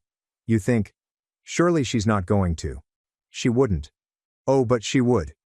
She lowered the hammer onto the bike's frame with a single forceful swing. The sound. It sounded like metal screaming. Chloe gave a small gasp. The way her hands rose to cover her mouth. God, I'll never forget this. Another swing. A crunch. The paint splintered. The wheel bent. I remained there transfixed, watching, my body immobile. But my mind racing like if every alarm in the world had gone off at once.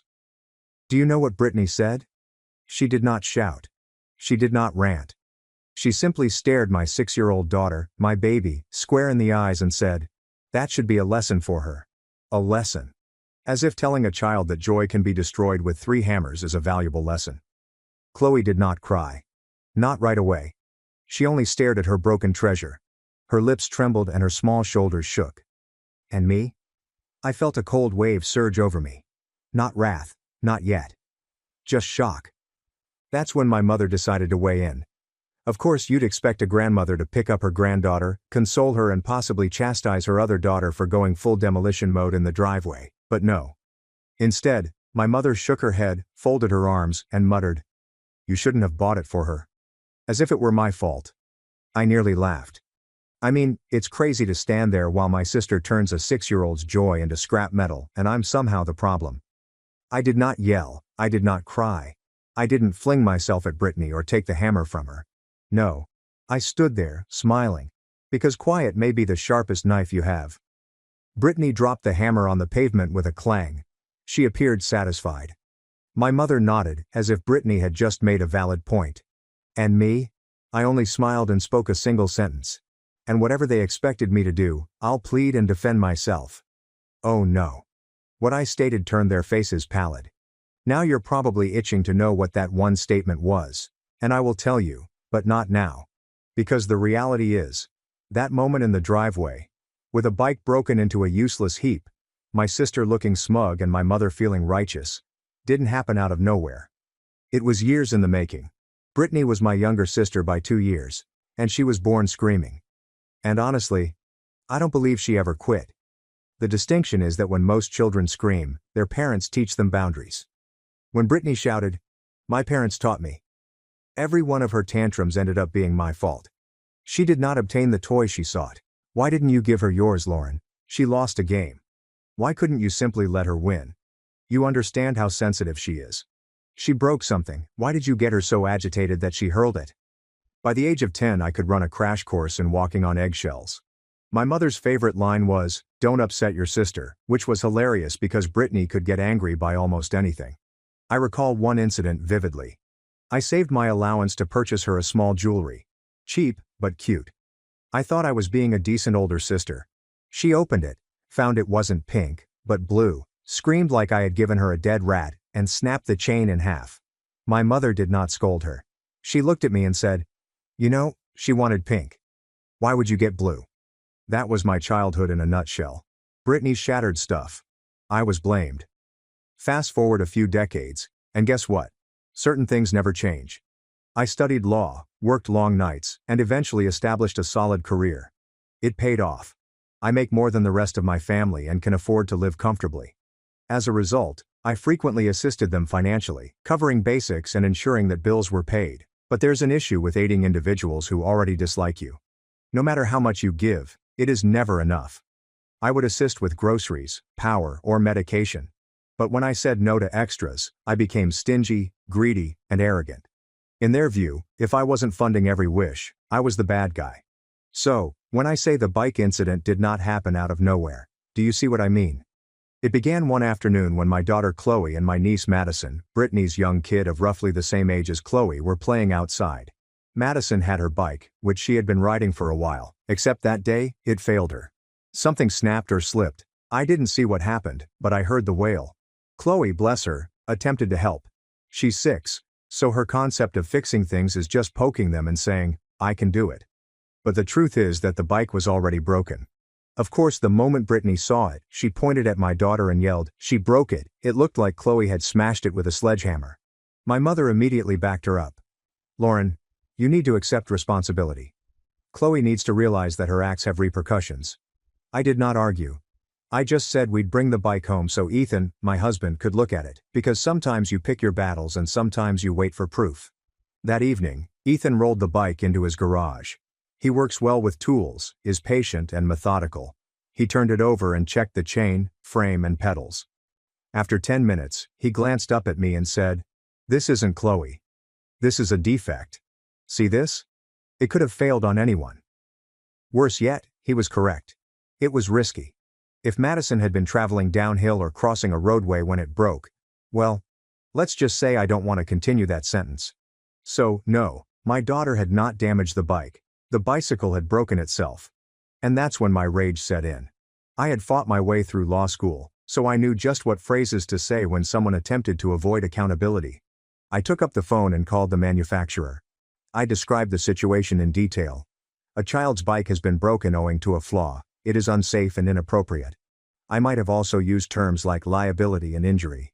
It's amazing how quickly people start listening when you throw those in. By the next morning I had an email in my inbox. They weren't simply replacing the bike. See, this is where being persistent and, perhaps frightening, pays off. I pressed.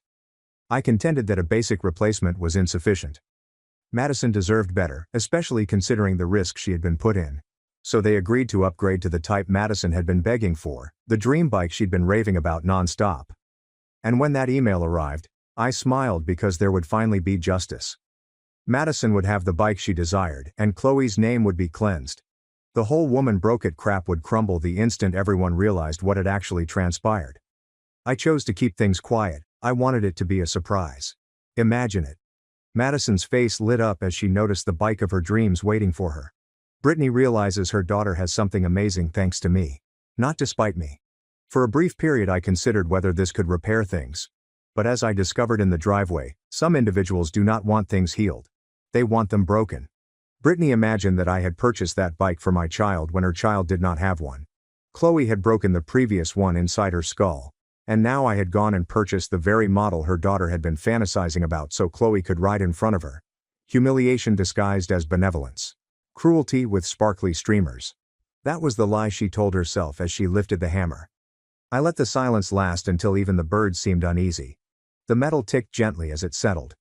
My mother's lips formed a thin line of approval, as if discipline had just been administered and dessert would follow. I didn't provide them dessert. "I'm going to say this once," I informed them, my tone so low that it astonished me. "That bike wasn't for Chloe." 2 beats. Their pupils darted around looking for the trick. "It was for Madison." Brittany blinked first. "No, it wasn't." It came out quickly, like a sneeze. "It was," I answered. "I fought the manufacturer to replace the defective one and got the upgrade, the one she's been talking about for months." My mother clicked her tongue like she would before a lecture. "Don't be dramatic, Lauren." I gazed down at the broken frame. I'm not the one who brought a hammer to a children's bike. Brittany's face became blotchy. You're lying. You always lie when you get caught. About what? Emails, paperwork, the badge-wearing words liability and child safety. I smiled. Would you like me to pull them up or would you prefer I read them aloud in the front yard? That landed. I watched as it registered. In her account, she describes the dawning, the recoil, and the sudden impulse to reorganize the furnishings. Her attention shifted from the bike to Chloe, then back to me. You expect me to believe you'd do something like that for my kid? No, I replied. I expect you to regret what you just did. Chloe's hand touched the back of my leg. Small, warm and steady. I covered it with my. I did not look down. I did not want her to see my eyes yet. Not like this. My mother went forward, as if mere proximity might change reality. Lauren, there's no need to humiliate your sister. You can fix this. Claim insurance. Say it was a misunderstanding. And the part where a grown woman destroyed a 6-year-old's joy on purpose, I blurted out. Do we classify that under misunderstanding or teachable moment? Brittany folded her arms so tightly that her knuckles became white. It was just a moment, she sniffed. People have moments. Kitchen crying is a moment, I explained. This was a demolition project. Watch your tone, my mother warned, as if tone had been the weapon here. I let the silence fall again. It had weight now. You may put a glass on it. Leave, I replied. Brittany laughed with a piercing, unbelieving bark. Leave what? My house, I replied. And after that? My life. They stared at me as if I had declared that I was moving to Mars. My mother's hand soared upward, fingers gripping pearls that were not present. Don't be ridiculous. We're family. That word, I responded, doesn't imply what you use it to mean. Brittany's eyes narrowed. You don't mean it. I kept my voice even. I do. She took a step towards Chloe. I shifted instinctively, one hand gently easing my daughter behind me. Ethan had remained quiet up until now. You've experienced the stillness that certain guys have, which might feel like a room remembering its shape. He stepped onto the porch, wiped his palms on his jeans, and paused near me. Time to go. He whispered gently to each of them. Not furious or haughty. Just final. Ethan, my mother tried. Talk sense into your wife. I am, he answered. And there it was, a door closing without smashing. Brittany stared past us down the corridor, as if the correct words could still be hanging on a coat hook. You can't do this, she replied. We're your family. We help each other. You brought a hammer to my child's joy, I told you. Help has exited the chat. For a brief moment, her countenance changed. I could not tell whether it was fear or comprehension. She rounded on me again, frantic. We can fix it. We can just say it was an accident. No one needs to know. Chloe knows, I said. I know. You know. I bent my head toward the street. And the neighbors with windows probably also know. My mother sought a courtroom compromise.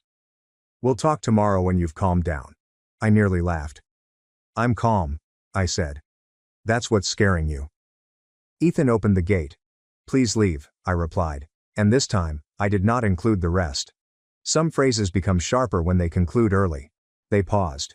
You could feel the push-pull on their faces, the old habit of bulldozing, the new knowledge that bulldozers require keys, and I wasn't handing them over any longer. Brittany went first, shoulders tense and steps rapid. My mother followed, halting on the threshold as if she would turn around and rewrite the entire scene with a single scolding. I simply gazed at her. She stepped outside. Ethan closed the door. Not a slam, a seal, or stillness. It was not empty. It had a shape and a temperature in it. I could hear Chloe taking little breaths. She could feel the tremor diminishing in her hand. We stood there for a count of 10, long enough for my heartbeat to descend off the roof. Chloe finally said, Mom, with a papery voice, did I do something wrong? I crouched so that we were eye to eye. No, I replied. You did nothing wrong. Her chin wobbled. Auntie was mad. She was, I answered, but people can be mad and still be wrong. She nodded as if she understood, which hurt me a little more than the bike.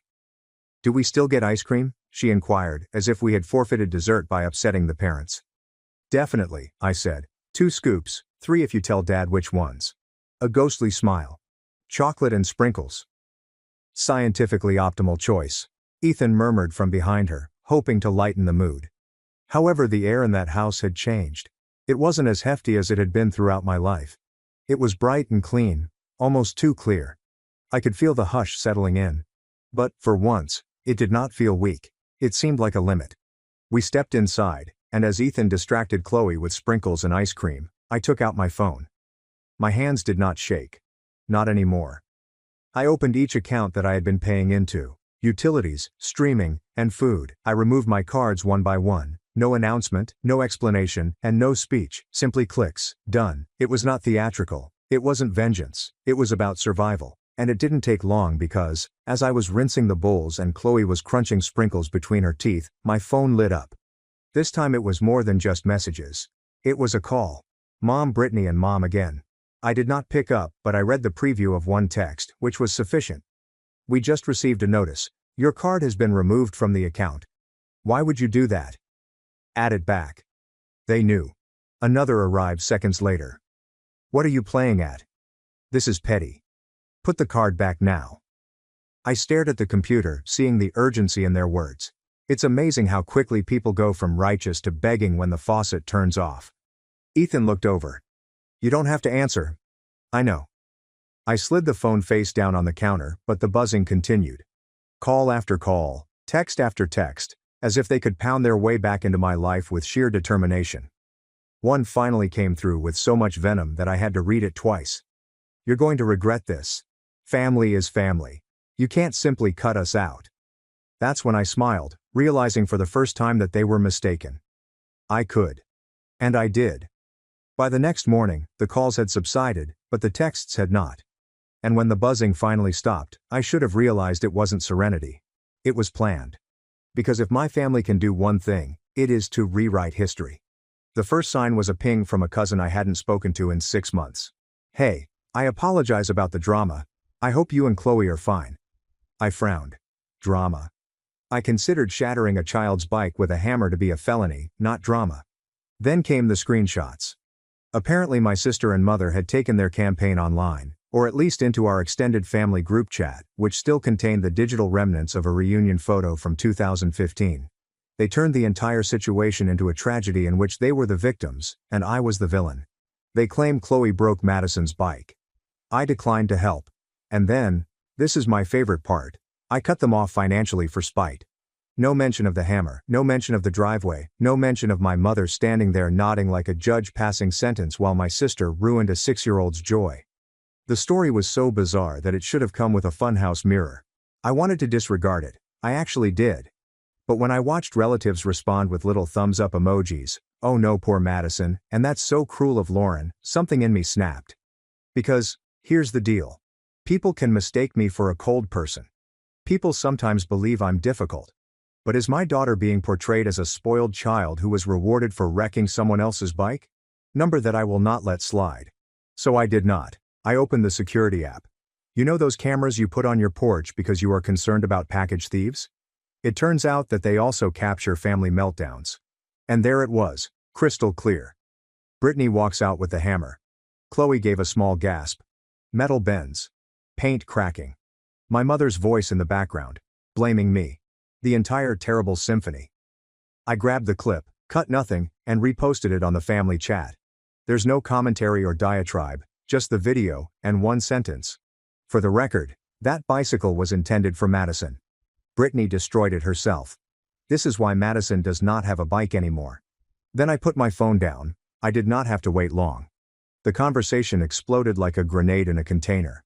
Aunts gasped in all capitals. Cousins typing WTF, as if they were auditioning for a new keyboard shortcut.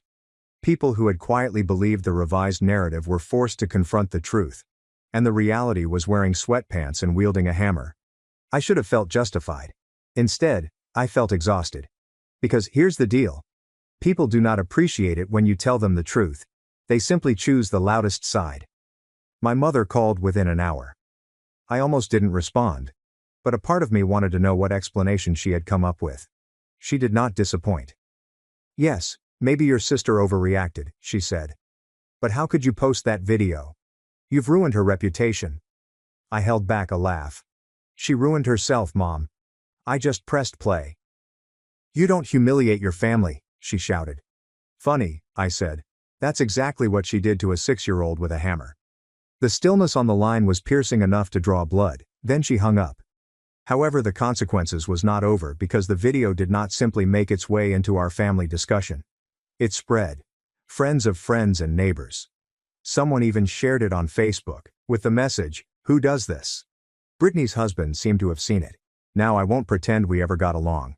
He constantly acted as if he were auditioning for the most exhausted guy in America. Even he couldn't look at that footage and shrug. He called me, which is something he never does. "Is it real?" he inquired. His voice was flat, but I could detect something beneath it. "Yes," I answered. "It's real." He breathed slowly and deeply, as if he were releasing air from an overinflated balloon. "Thank you," he said before hanging up. The next thing I knew, he had filed for divorce and custody of Madison.